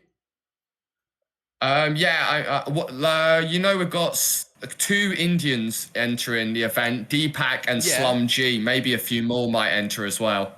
Hell yeah! Big shout out to Deepak. So yeah, I think Shaco Mako's out there. I could be wrong, but I think she might be out there. she's in Egypt right now. Last time I saw, but unless she moved, way off. Yeah, and IRL streamers have some of the craziest lifestyles. They're literally just traveling the world constantly. Like Shako Mako has been over probably 20 countries since she's come to Kick. That girl is insane. That girl is. I can't believe the situation she puts herself in, and nothing seriously bad's happened to her. She doesn't give a fuck. She'll just flag down random dudes and get on the back of their bikes and just go wherever. And she puts herself in some crazy situations. Shit. She does. All right, well, guys, India. If you're looking to get into IRL streaming, Sam Pepper himself has mentioned India is the place to go. Book your tickets, get out there, turn the camera on, and start making content. Yeah. Sam, handing it over to you, man. If you wanna speed run through some questions. Yeah, I mean, I have just a fucking list. I just want to quickly say that if there's any streamers who are watching right now who have entered the Next Up contest, I want to encourage you also to let your viewers know, this is something for them to have a chance to start streaming. And the more people we get here, the bigger we grow the community, the more it helps us on. If we can keep viewers on the platform and we can keep people in that IRL category, the moment someone goes offline, they move to the next stream, and that could be your stream. So the more people we get streaming on the platform, the better. So don't think of it as it's competition against yourself. You're already a streamer. You know what you're doing. Let's try and encourage some new people to come to the platform too. I've written down categories with everything here. I'm just going to start off with banning. I think it's the hot topic, and it's what everyone wants me to talk about. I don't understand Kick's optics anymore, and I don't understand what the goal is here. And I think my first question is, what does Kick want? What content does Kick want? What does Kick want to be known for? What does Kick want the outside perspective of the platform to be? Because I feel that's what you guys are panicking to fix, but I don't actually know what you want your the outside world to see you as. I think at the end of the day, Kick is an entertainment platform, right? It's a form of social media. It's a form of entertainment, right? That is most important. I've said this before. I think over moderation will be the death of entertainment. It will be the death of live streaming, and that is certainly not where we want to go, right?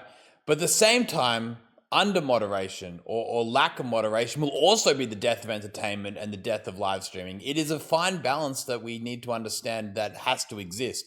We've certainly gone on this roller coaster journey of understanding what happens when you have very loose community guidelines and then slowly realize what the implications are as you tighten those up. What Kick wants to be perceived as, I love this idea of Kick being kind of the HBO of live streaming. It's a really entertaining place where you can push the limits of what was traditionally perceived as not possible, right? But at the same point, even HBO has to have limits. You know, we can't support certain things. We can't support illegal activity. We don't want to support violence. We don't want to support hate speech. We don't want to support, you know, stuff that just makes the place look like a platform for degenerates, right? Again, there's a level of degeneracy which is okay, but at some point we got to say, hold on, that's just not cool, right? And that's not fair on the other streamers who are making legitimate content like yourself. You know, again, you push the boundaries, and you know how to push it to the point that's just enough, right? But you know, you do have a level of respect, and I want you to be able to walk around and say, I'm proud to be a Kick streamer. I am a Kick streamer. And people would go, fuck yeah, that's awesome, right? You don't want to go out and say, I'm streaming on Kick, and you're like, fuck, that's associated with, you know, really bad things, and you can't proudly say that, right? So, you know, I think there's a balance, right? Like Kick needs to have rules. Rules are important. Moderation is important. Community guidelines are important. What we want to be perceived as is a place where entertainment can live, but, you know, we have to draw a line in those three areas that I mentioned before. You know, violence, illegal activities, and hate speech. That is just a place that does not belong on Kick, and that's where we live. I think everyone agrees with that, and everyone knows that. But over the lifespan of Kick since I've been on it, which is pretty close to the beginning of it, it's definitely changed. Like the moderation has got way more intense, way more strict, way more people copping bans daily, and not for them things you said. So that kind of goes on to like this is I know what's going on. Obviously, like that Kick started, and it was kind of a little bit the Wild West, right? You guys didn't know exactly what you wanted, and it was kind of like it was kind of sick, to be honest with you. It was crazy. And everyone was talking about it. Like, everyone was talking about it. Everyone was talking about it. And it was good. New people were joining all the time. Big contracts were being signed.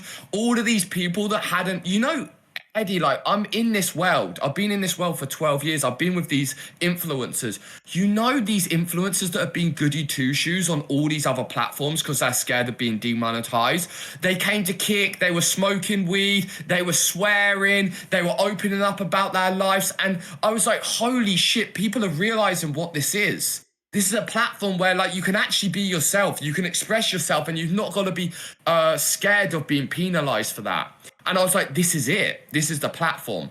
And then gradually what happened, time went on, some people fucked up, and some big tweets went out, some big press went out. And then Kick sees them big things, and Eddie, you're sinking all this fucking money into this platform. I get it. And you're like, I don't want to be known as this platform which everyone's talking shit about online. So then the moderation increases to like fix that image online about Kick. But like, my real question is for you, is Kick actually succeeding more now you've placed them further restrictions, or has the numbers gone down? Because from what I see, like, IRL isn't what it was like at the beginning. And I think that you're catering to the wrong people rather than catering to like the people who are watching and the people who are streaming. You're catering to people who are like posting nonsense on Twitter, who are fucking making Dexter articles. Who the fuck cares? Like, let's make this platform pop. Let's make it sick. Let's make it sick for the viewers. Let's make it sick for the streamers. But obviously the racism and that fucking crazy shit, that goes without saying. But, you know, do you get what I'm saying? Yeah, no, I listen, man, I get exactly where you're coming from, right? And I think you're completely right. Where so many people who, whether they're on YouTube, whether they're on Twitch, whether they're on any social media platform, that they're forced to be somebody they're not, right? They're kind of, I like the analogy, you kind of tread on eggshells. You know, everything you say, everything you do, you know, you're under a scrutiny, right? You know, what you mentioned before, people coming over the Kick, and you mentioned they were smoking weed, they were swearing, they were doing this, they're doing that. That's allowed, man. That's always been allowed. No one gets penalized for that. People get banned for doing crazy shit and endangering lives and all that kind of stuff. Again, maybe use better examples, right? But at the end of the day, I don't think there's ever a situation where a ban hasn't kind of been warranted. At the same time, it comes back to ensuring that you just stick within very basic guidelines. We're not asking people to be someone they're not, right? We're not demonetizing people for being who they are, or you know, saying one single wrong thing. We're not operating on that level at all. And I think it's a massive misconception. You know, at the end of the day, if people are copping bans, it usually is for a very good reason. And to your point before, where is Kick? You know, Kick is bigger than ever right now. It is growing week on week. It has had the most successful October ever. We've been averaging 400,000 concurrent viewers throughout the whole of October. That's up, you know, almost 100% year on year. Again, I understand sometimes it's easy to look at the past with like kind of rose-colored glasses, but Kick is growing and we're doing some really great things. And at the same time, we're not forgetting how this place started, man. We're not forgetting that at all. Yeah. The IRL streaming, Eddie, huh? I threw up the chart, the watch stream. If you want to throw it up to answer Sam Pepper's question if Kick is dying. Real quick, you know, I think going back to Eddie's point, Sam, like you got to get more specific in your examples, man. Like you can't just I can list like 3 bans that just happened. Please do. So, like for example, West Side. The other thing is that the other thing I want to mention is that if Well, Andrew, am I meant to show your screen here, or what are you showing? Oh shit! You gotta change this thing. The screen. My bad. Yeah. If just to use you an example, man, like if we weren't to grow with you, right? Like in what it is that you were trying to do, like if we were to follow like Twitch's ban policy, Sam, we wouldn't be having this interview right now, man. No, like of course. we've grown with you. So to say that we are completely off the rails on the bans, I don't know. For example, like this West Side Mike guy, me and him were doing a Discord call the other day, and we're going back and forth making content. And he like said at one point, like, "Oh, I'd curb stomp you if I ever saw you." And it was like we were just making content back and forwards. I clearly wasn't affected by it. I didn't mention it. I didn't say you can't say that. I didn't act upset. And we continued talking for another hour afterwards. Then he gets banned for that. Then Nick White goes live with him, and then he gets banned just for streaming with him.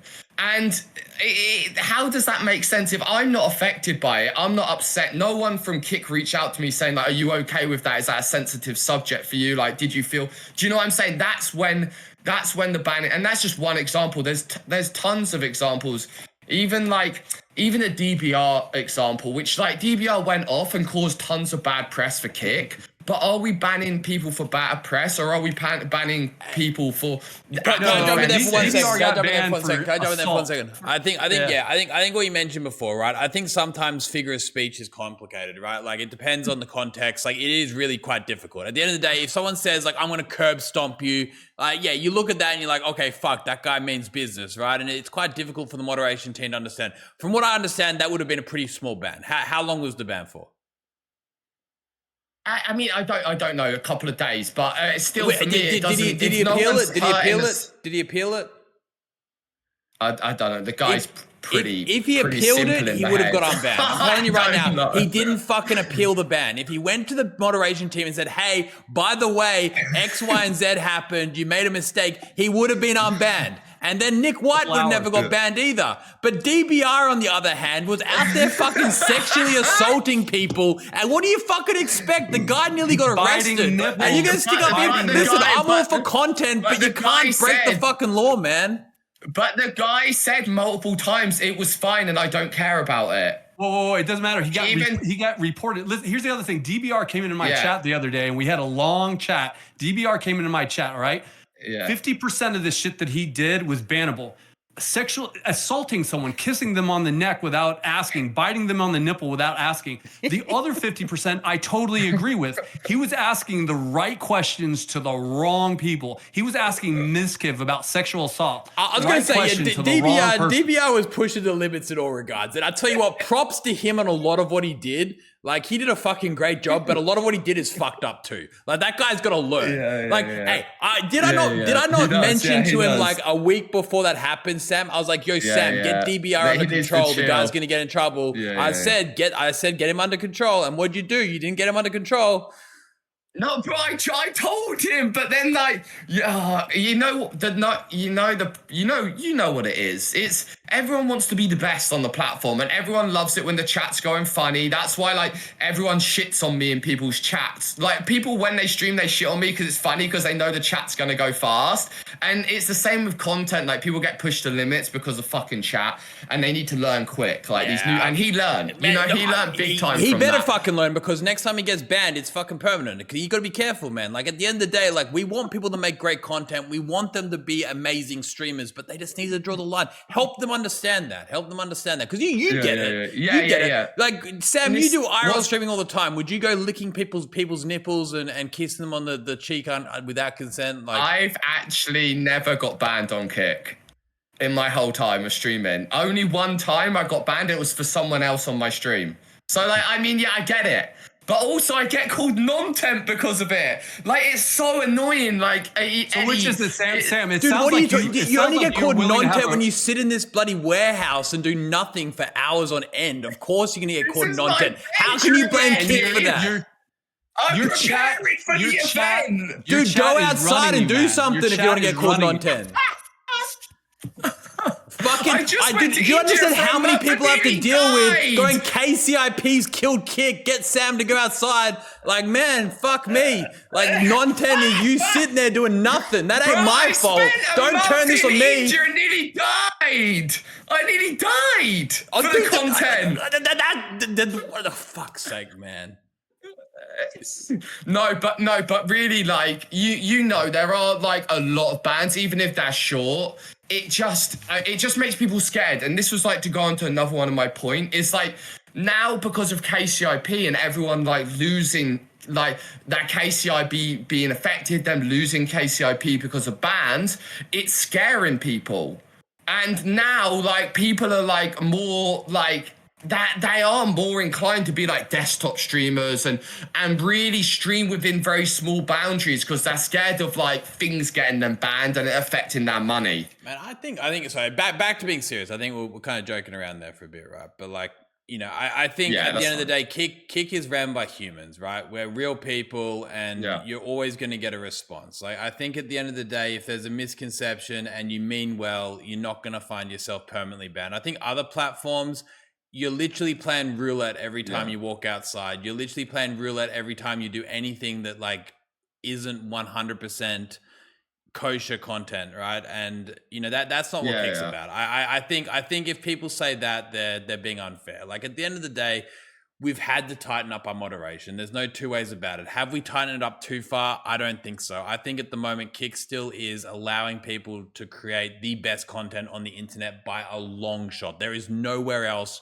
on the internet where you have the ability to create entertaining content with the same guardrails in place, which allow you to really step outside what other platforms would even consider a comfort zone. And we're going to stay like that. We're going to continue supporting it. But at the same time, we have had to adapt to a landscape which is evolving. And, you know, I like to think it's in your best It's interest best as well. out of I the want, bunch, again, for sure. this comes back to the simple fact, Sam, that I want you to be able to walk around any country in the world and say, I am a Kick streamer, and people to go, fuck yeah, that's sick. Yeah. And I don't want you to just be like, yeah. say you're a Kick streamer and people to associate it with all the wrong things. You know, we have to be careful of the brand. You know, Kick is a brand, it's a community, and we have to sometimes, you know, continue to change that. And that's my mission. That's my mission. That's what I want Kick to be. It's so hard. I know it's hard for you. It's easy for me to come here and say shit because I know it's hard for you guys. Like I know it's like a double-sided blade, and I do fight your guys' side with my community too, and I do explain to them why like people get banned for so long and like where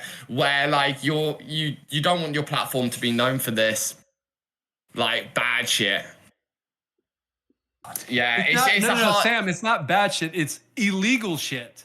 It's illegal shit. Like look at the stuff that we really perma-ban for. If you're talking to a minor Yeah, no, aggressively, I'm not talking you're about out. If you're- perma-bans. All the Yeah. perma-bans seem justified. Like, I Yeah, don't but- think there's anyone that's been perma-banned that hasn't justified being perma-banned. I'm just 9 talking times about out of these 10, an like... appeal turns into a couple hours, to Eddie's point. Yeah. And what happens is when someone gets banned for like a day or two, what they do is they take to social media, they hop up on their cross, and they Yeah. cry and bitch about it, as opposed to emailing support or appeals and say, hey man, here's what I did. This is what happened. Having a reasonable conversation, and then our moderation team drastically reducing the ban. That's what I would advise. Hey, Sam, on the top of moderation, just so we can leave this one at an end, like, can I give you a promise? This is a promise I say internally all the time, right? We will always be on the side of the creator, right? We want to be on the side of the creator. We always want to allow people to do as much as possible, make as much content as possible. We don't want to suppress content. We don't want to, introduce moderation at the cost of entertainment, at the cost of people's freedom to make the best content. We are always going to fight for that as hard as we possibly can. And I will give you my word, we will fight as hard as possible to ensure that will always remain the case. But at the same time, we will need to ensure, as Andrew said, illegal activity and situations that fall under those certain areas, it has to be dealt with. It really does. And I think, as somebody like yourself who's never been banned, please help people understand where that line is. If that's all I can ask is just, help people understand where to draw the line, because it's in everyone's best interest. We want Kick to be successful. We want Kick to be known as a great platform with great entertainment, and we just have to be careful of the brand. But my promise to you is we are not going to end up at the same levels as other platforms that you're talking about. That will never happen. Okay. Should I move through my points? I really fuck with that, and I don't think there's anything more that the chat can ask for than that. Like that. That's exactly what it needs to be.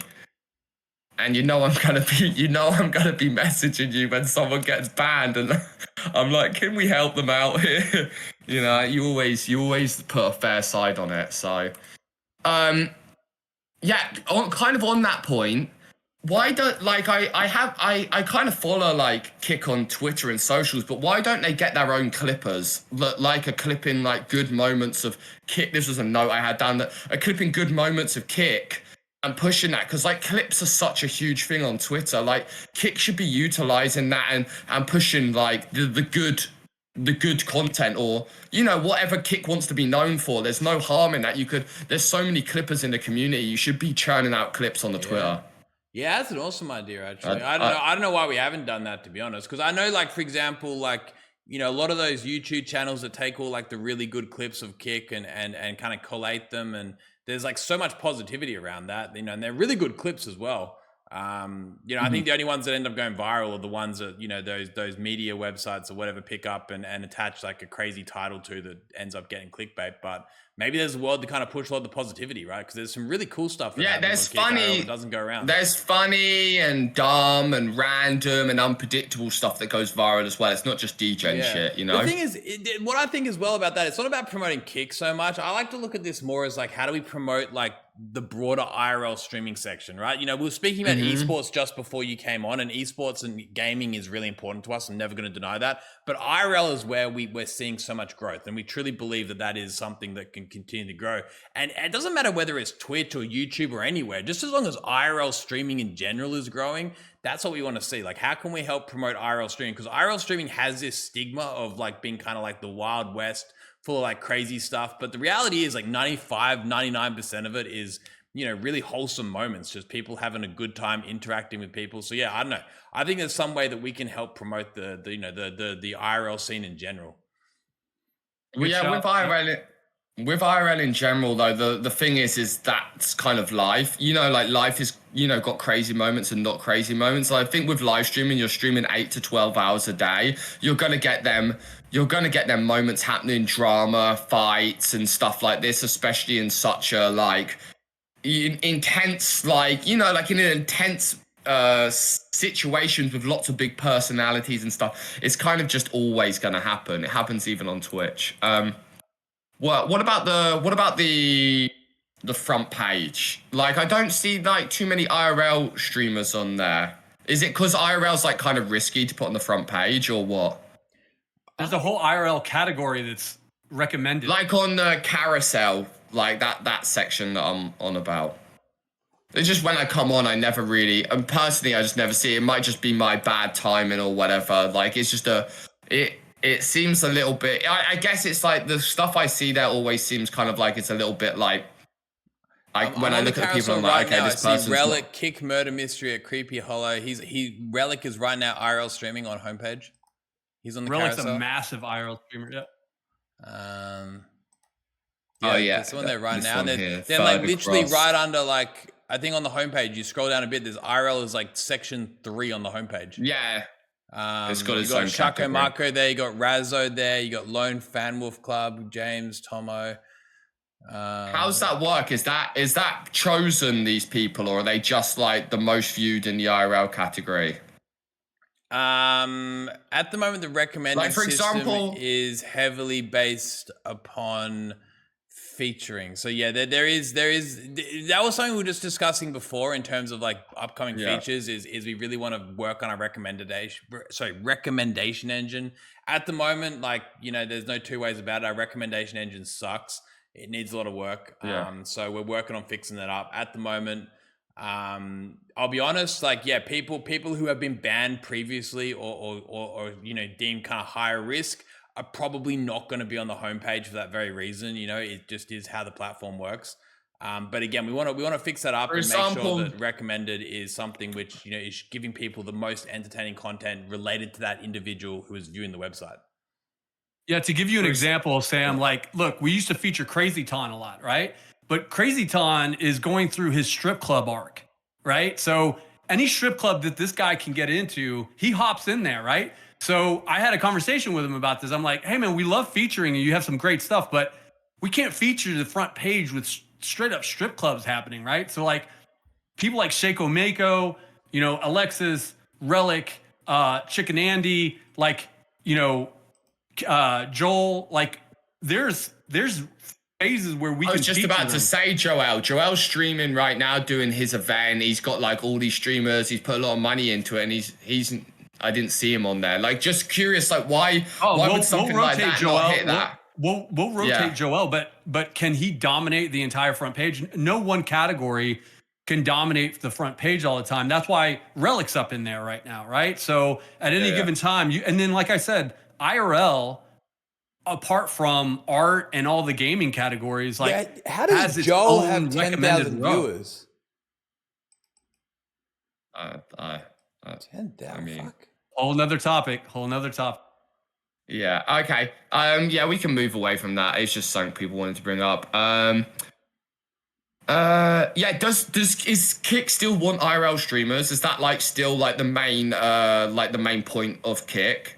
Like, I know you want all streamers, but like at the beginning, it was like you guys really want to push the IRL category. Is that still like one of the main focuses of Kick? I think the biggest opportunity for Kick right now lies in IRL, right? I think like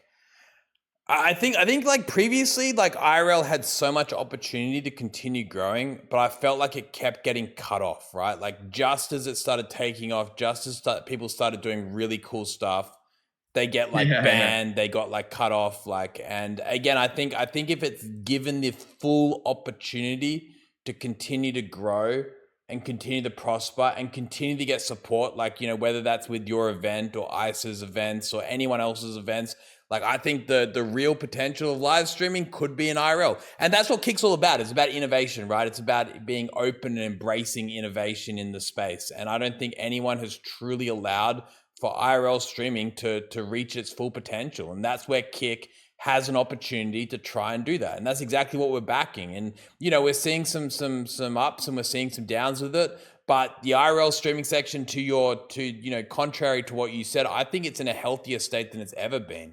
IRL streaming is obviously, Neon's been doing his like 15-day thing before he got banned today, I think. And that's been pretty big. And then there was, Fuzi's been doing a heap of IRL stuff recently. Aiden's been out doing IRL. Obviously there's that like old school community of people doing IRL, but there's so many new people joining IRL, which I know you probably don't pay as much attention to those guys as some of the OGs, but like the IRL section, it's popping, it's doing really good, and some really great moments are coming of it. So yeah, honestly, if we look at streaming like 10 years from now, you know, I think that, like, you know, it'll be 50% gaming and 50% IRL. You know, I think right now, if you look at the whole streaming section, I think it's like 10% IRL or 5% IRL, like 95% gaming. Like that's like, you know, that's kind of like where it's at, gaming and just chatting rather. But I think IRL will be 50-50 down the line. So, you know, we're investing in that. You know, right now it's nowhere close to that, but you know, the opportunities, if you think about it, there's just so much more opportunity with IRL streaming. The possibilities are literally endless. And real quick to piggyback on that, I'm about to fly out of here, and I'm going to be swinging by Relic's haunted house where he's doing an IRL stream. I gotta make a pit stop in Houston, but I'm swinging by an IRL activation. I'm not going to an esports event. I'm not going to some other event. Like, I'm going strictly to an IRL event to back and support those efforts. Maybe you can be like the Twitch CEO and you can start IRLing yourself. Oh, don't do that. You can enter Hey, next Sam, up. with all due You respect, can go enter fuck next yourself. up. With all due respect. You're gonna show them how it's What done. did you say? You're gonna show? Yeah. He should enter next up. He told me to fuck myself. Bro, he told me to fuck after myself. you told me to be Dan Clancy. After you told me to be Dan Clancy. Hey, come on, Dan Clancy's a good guy. I fuck with Dan Clancy. I think is he? What did Dan Clancy do wrong? I do actually think it's kind of badass that he goes out there and IRL streams as the CEO of Twitch. Like that could lead to so many problems. And it does actually. I actually think. Maybe we haven't discussed this, Parade. I think Dad's doing a great job as Twitch CEO. He's like fully getting behind shit. Like he's embracing the community. Like, man, big shout out to Dad. And he's like a fucking crazy smart dude. You know that guy did like he was involved in AI back in like 1980. Like this guy is fucking like a genius, and he's out there just like chilling with streamers, talking about like moderation. Like the guy's a fucking genius, yet he's just like chilling out with like fucking Spanish live stream. Anyway, I think he's a legend. Big shout out. I just kind of hate hired CEOs, to be honest with you. Like the reason why like I fuck with Kick and I fuck with you is because like you actually have a deep reason to make sure Kick exists. Like you're the owner and like the boss, you know. And I think that just makes a deeper connection with the platform than being a CEO. And like I've been around so many of these fucking companies, like even working for FaZe, and I just see this like fake energy that these CEOs put together for you know, for their job and whatever, and they love everything and they're fully backed, but then the moment they leave that platform and they go to the next one, they're like saying the same shit about them. I don't know, but I like, you know, it's better when your money's where your mouth is, you know, like you're invested in this, so I think you have like a deeper personal connection to the platform than someone who's just hired. Yeah, I must say, taking on the job as whatever Kick CEO is like the worst paying job ever. Fucking hell. I think if in terms of like return on investment, I think it's like the most amount of fucking money you could ever put in. It kind of sucks if you break it down as like an hourly wage. Fucking having to deal with like people like you like bitching about like, why did DBI's 777 get banned? I'm like, Sam Pepper, he got banned for sexually assaulting someone, and then I'm like, how much am I getting paid per hour? Like negative fucking 50,000. No, anyway. Why am all my friends getting banned? Yeah. The KCIP thing, I see, you know, the KCIP thing's such a weird thing because everyone bitches about KCIP, and then I think to myself, oh, it's kind of nice that Kick's just giving people free money when no other platforms are doing this anyway. But that's the way it's going to be. Do you think that like a back end that when they get their payout, there's like some sort of like justification to like why the payout is this today, or something a bit more vocal about like how people are getting paid or why they're getting paid? Because like people have been comparing side by side like chat speed and viewership, and then like double for this person and half for this person, and all of this like inconsistencies in the KCIP in general. Like is it better to be like transparent with like you did this today and that's why you got less money? I don't know. Yeah, to answer that question, it's the same reason why you've been on YouTube, right, Sam? And you can pull up two different accounts and go, hold on a second, I got 20 million views on this video.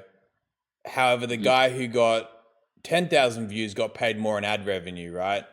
And it's because not all views are equal. That's the bottom line. Not all views are equal, right? There's a lot of ways to manipulate the system. Like again, if we start giving you a full breakdown of like, okay, this is why you got paid less, this is why you got Then paid more, people then can play the people will system, just yeah. game the system. It's a game of cat and mouse. We have to Yeah, basically the way the KCIP works right now is we've updated it so like kind of every 3 to 4 days we kind of almost update the formulas kind of thing.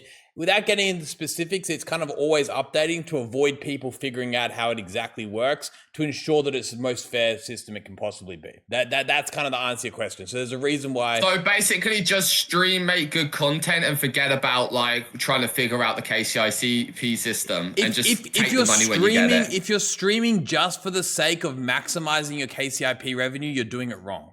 Like stream for the sake of making the best content and then look at your KCIP at the end of the week and go, wow, that was pretty cool, Kick. They just sent me free money. Yeah. Okay, yeah. All right, I like it.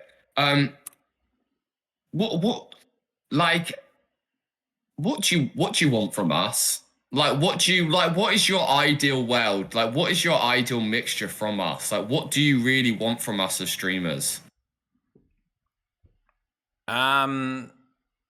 To do stuff that's never been done before in the live streaming space, right? Push it to the new limits. Try to identify what can be done in this space. You know, I am always saying this time and time again. I do believe that the like full potential of live streaming is yet to be realized, and that comes down to the creators to be able to pull that off, right?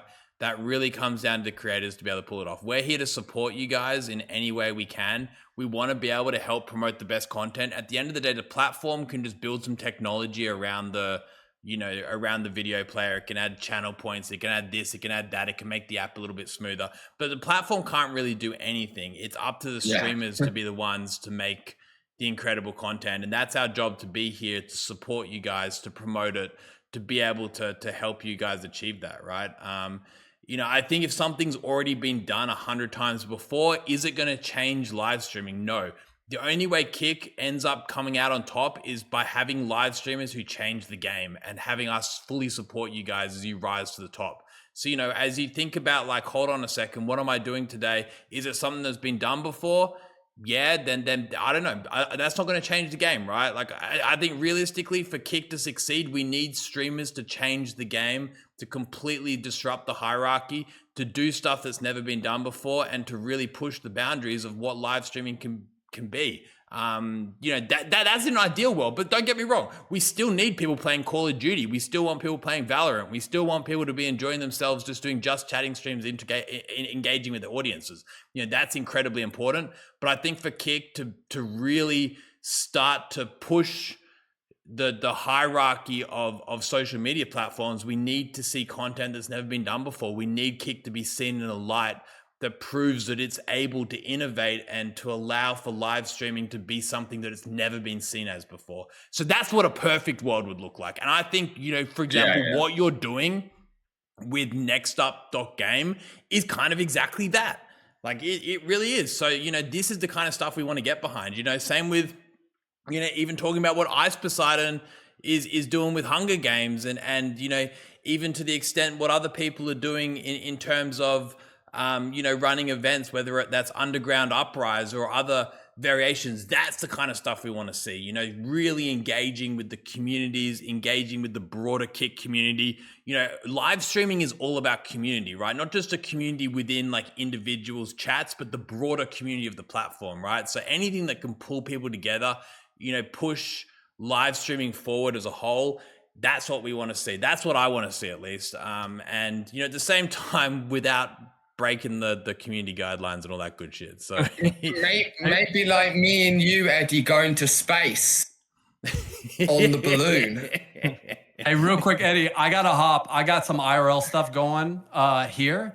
But I hate to break out of this conversation because it's been amazing. But Sam, thank you for hearing me out, and it's awesome being here. But Eddie, I'll hit you up when I got this figured out, man. I apologize. All good, man. All good. You take care. See you, Andrew.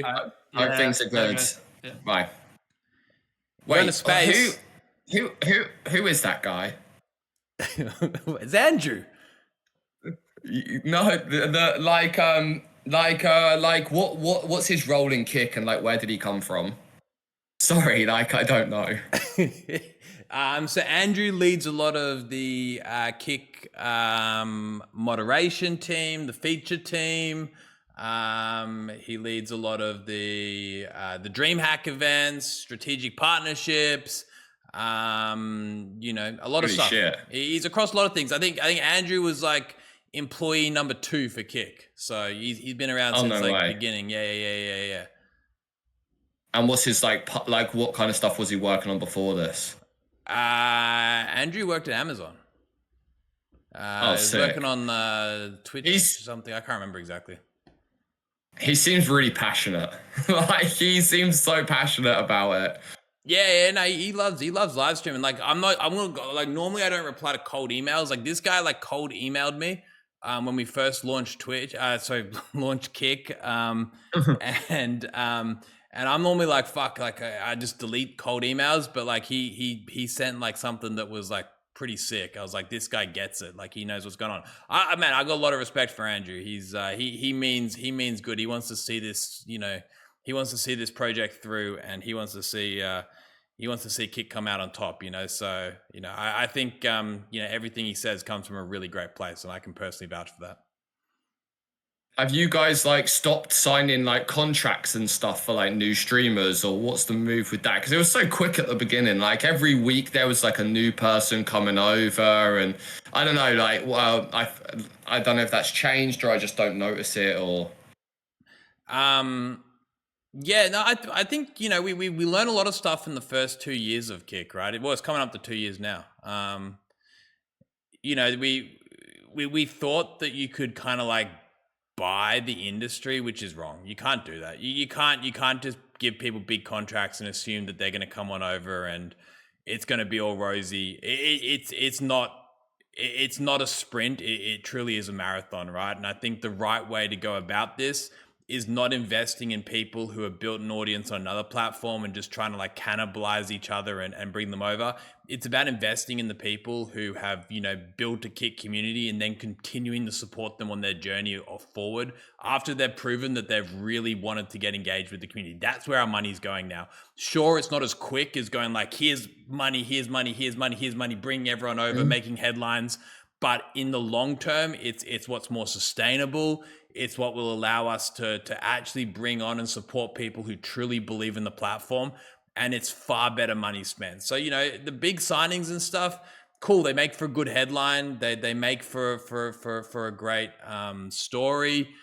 But the reality is, if we put that same money that we spent on those big signings at the beginning just into, more people, like yourself even, right? Like, again, we would be in a much better position is my theory.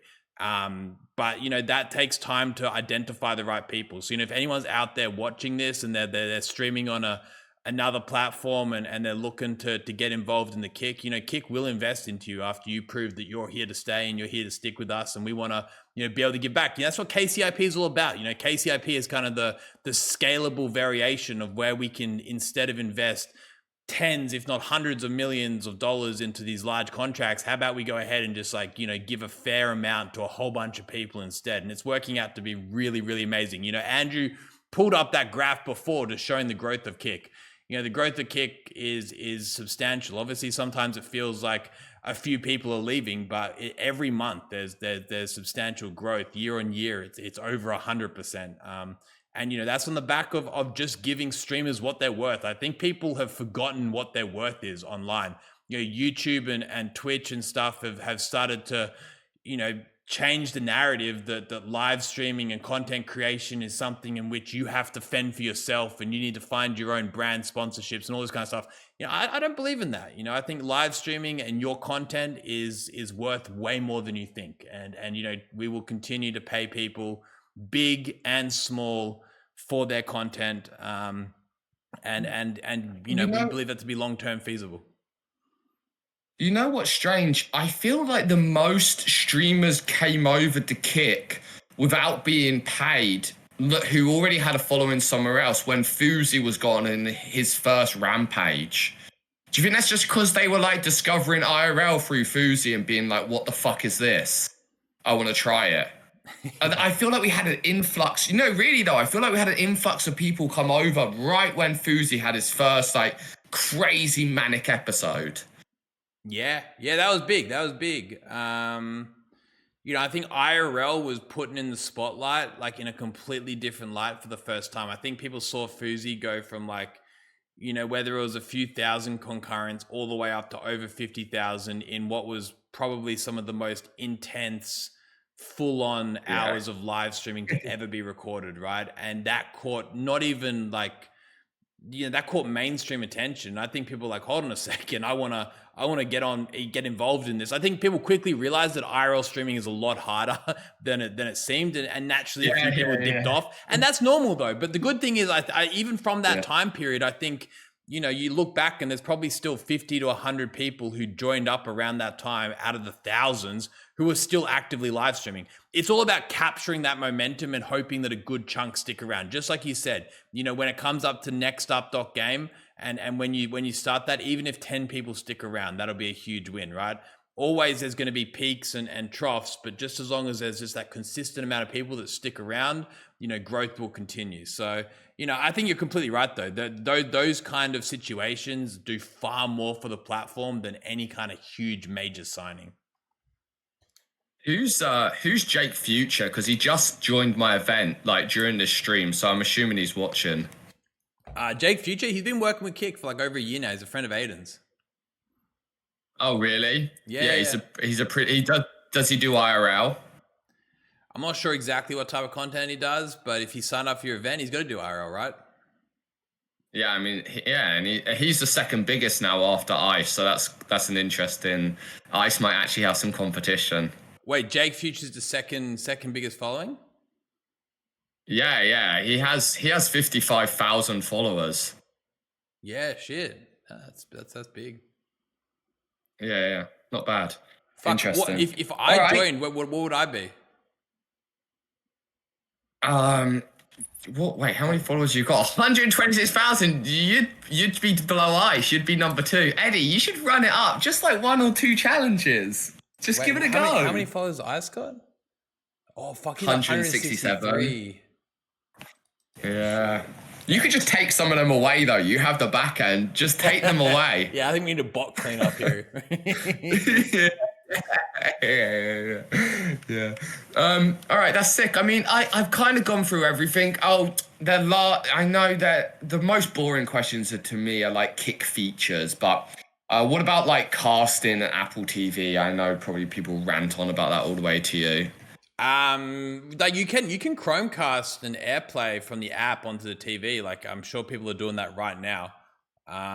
In terms of like the iOS TV app and Android TV app, we've got some really cool news coming out super soon. We've been internally testing that for a bit. I think some creators actually have access to that, early access. I could probably get you early access to that if you wanted to test it out and give us some feedback. Sure. Yeah, no problem. Yeah, just some stuff that people brought up before. Yeah, I mean, unless there's any subjects you really want to talk about, I liked our conversation because like I come in here sometimes and I watch and like it's nice to get a little bit of emotion out of you, Eddie. Sometimes I see memes in my Discord of you sitting there like what do you mean? I enjoy all the conversations. To be fair, it's just like I'm obviously I know you a bit better, right? So I can be a little bit more relaxed. Yeah. When I'm meeting someone for the first time, I can't like tell them to kind of go fuck themselves kind of situation, right? I gotta be careful. Yeah, true. Yeah. No, it's nice and true. relaxed. No, I had a good talk. It was a lot of fun. Yeah, no, well, hopefully I answered some of your concerns around the moderation stuff. Yeah. I hear you loud and clear, but I also hear the other side of the fence loud and clear. And, I truly believe there's a way to kind of like find that balance. But, I think like we're like, again, I promised you something. I'm going to stick to that. At the same time, we're gonna keep on working through it. It's a complicated subject. As you know, you've been around this scene for fucking ages. Like you've seen it all. So. I'm sure you appreciate that it's difficult. I do understand. on behalf of you know what the chat's like. They want it to be the fucking Wild West. They don't think about anything other than their content and what they get to see, and they don't care if someone's dying on camera. Like, it's content for them. So, but to be real, like, with everyone watching, in reality, no one's doing it like Kick. Like, that's why we're all here.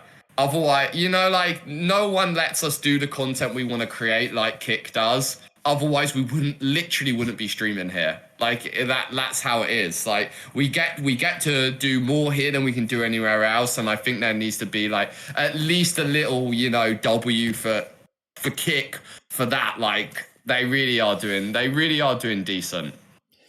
Well, what And you know, Eddie's a good when you Eddie's a viewer. well, when you take that idea, right, like, you've been on these platforms, right? Let's assume, like, right now, obviously Kick has a little bit of stuff we need to achieve. You mentioned, like, the TV apps, the Chromecast, you know, all these kind of things, right? We need to get sorted. Like, Kick gets that sorted. Kick maintains its oath to, you know, promise towards being able to cater towards this kind of content. Like, do you personally see any reason Kick won't win the live streaming industry? I think if Kick understands exactly where its market is in terms of the people, like, for the streamers, like, to the market for what they're trying to hit for the content that's on the platform, and they understand that and they give it a place, and yeah, I don't see why it won't succeed. But if it pushes towards being too much like other platforms that are out there, then streamers are going to go to the platform where they can get the bigger viewership, the biggest eyes on them. So as long as Kick always makes itself as a place which allows something for the streamers that other places don't allow, then there's no reason why more streamers aren't going to be here that are making better content, that are bringing over more viewers, that it's growing. Yeah, no, I agree. We're at the end of the day, right? Like we said, the most important aspect of live streaming or in the platform itself is the people streaming on the platform and what they're subsequently able to produce, right? So, you know, we give people the right tools, we give people the right guidelines to be able to do that, and then yeah, I'm pretty confident. But we'll see, right? It's the fun and games of it all, right? Yeah. It's at the end of the day, you know, Kick's always going to have its place in the content creation world. You know, whether or not that's at the very top, it doesn't really matter to me. As long as the live streaming industry in itself is growing, as long as we're all having fun, we're all enjoying ourselves, that's all that matters. So it's gonna be good. It's gonna be good. Why did you guys pop off so hard in, like, South? Because, you know, I travel a lot. So when I'm around, people ask me where I'm streaming on, and I say, like, I'm streaming on Kick. But nowhere like South America. When I said, oh, I'm streaming on Kick, they're like, oh, yeah, I know the platform. I have it on my phone. I have the app on my phone. Like, nowhere I've traveled to has that demographic like in South America. Why is that? Because I think that the South American community has been neglected on all other social media platforms, and we just showed it a little bit of love. We just showed a little bit of help, and they truly reciprocated that love, you know, and it's been very easy to walk in there and almost take the industry very quickly. I must say it's much simpler over there too. You know, like you mentioned, there's a lot of politics involved in the English market. There's a lot of people to appease. In South America, no one gives a fuck. They just all want to enjoy themselves. It's so easy, man. Yeah. It's so chilled down that way. But if you can replicate that somewhere else, like that, bro, I couldn't believe everyone knew what Kick was there. I couldn't believe it. I really couldn't. It was shocking to me that everyone knew what Kick was. So yeah, like, if you could replicate that somewhere else, maybe get Deepak Smash in the Indian market or something. I don't know.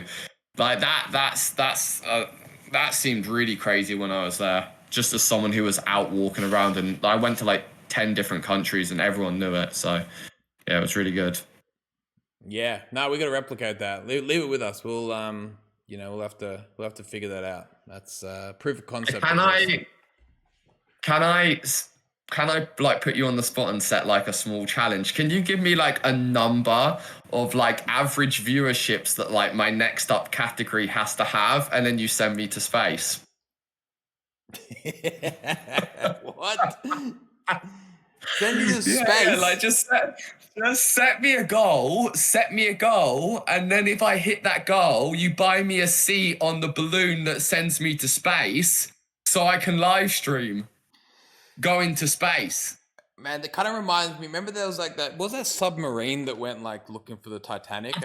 What if that happens and it's like Eddie sends Kick Streamer to fucking space and then gets lost? This is where you're getting it wrong. It's not a Kick Streamer. It's Sam Pepper. So it's a W for either way. If I go missing on a balloon, everyone's like, "Win Eddie. Sam's gone." You know?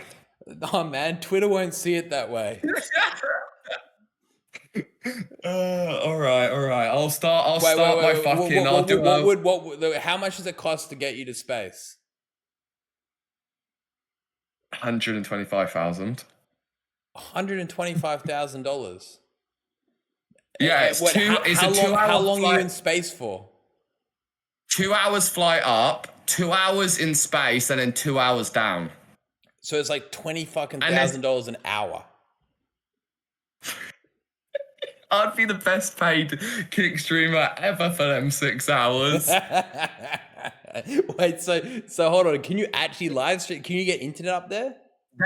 There's internet in the pod. There's internet, so I need to I need to obviously reach out to them and ask them like, is it feasible for me to live stream? But yes, there's internet in the pod. Okay, wait. So what do you think a fair requirement would be? So obviously the Next Up game runs for how long? It runs for 12 days. Okay, so 12 days. What do you think a fair average viewership would be for the whole 12 days? Let me, because obviously the problem is the average viewership might decline as the viewers drop off, but also a lot of down, right? Yeah. Oh, towards the end, you mean? Yeah, towards the end, because there'll be less people competing, so maybe less viewers who care about them people are going to be watching. But let's say I mean, if we is like 25,000 a lot, 30,000, 25,000, like is that a lot? Or how much did ICE have? Do you know? I don't know. I think it averaged like 20,000. So because it went. I mean, no, it was a bit more actually. I reckon it's probably about 25, 30. Okay. Yeah, he got up to like 50K during the day, I think, or 40K during the day. But it was like then went down to like 10K at night. No, so like the average. I don't know. I could find out. Yeah, I mean, you can come back to me, and then I can let everyone know the challenge you've set me if you decide you want to do it. What if over the whole entire 12 days, if it averages 25,000, I send you to space?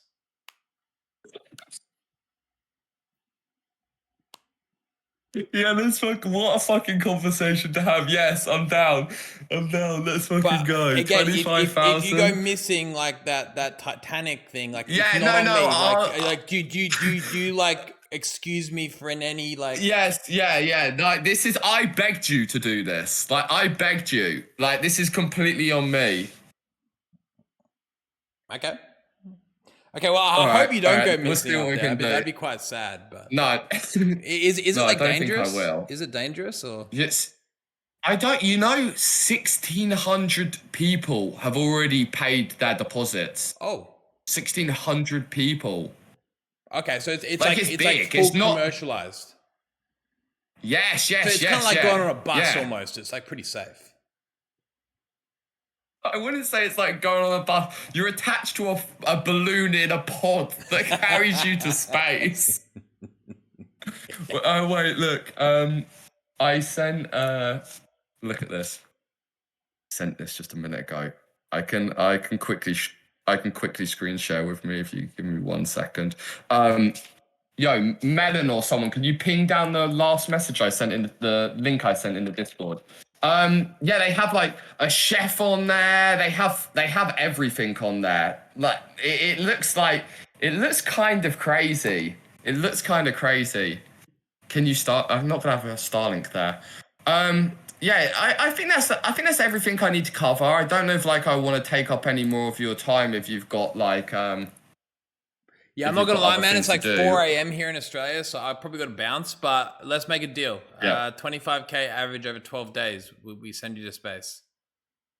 All right then. Okay then. 25. Bro, that's I can't believe that challenge. All right, 25K can count. So I'm gonna need everyone. I'm gonna need everyone to go crazy on this event. Everyone needs to be streaming.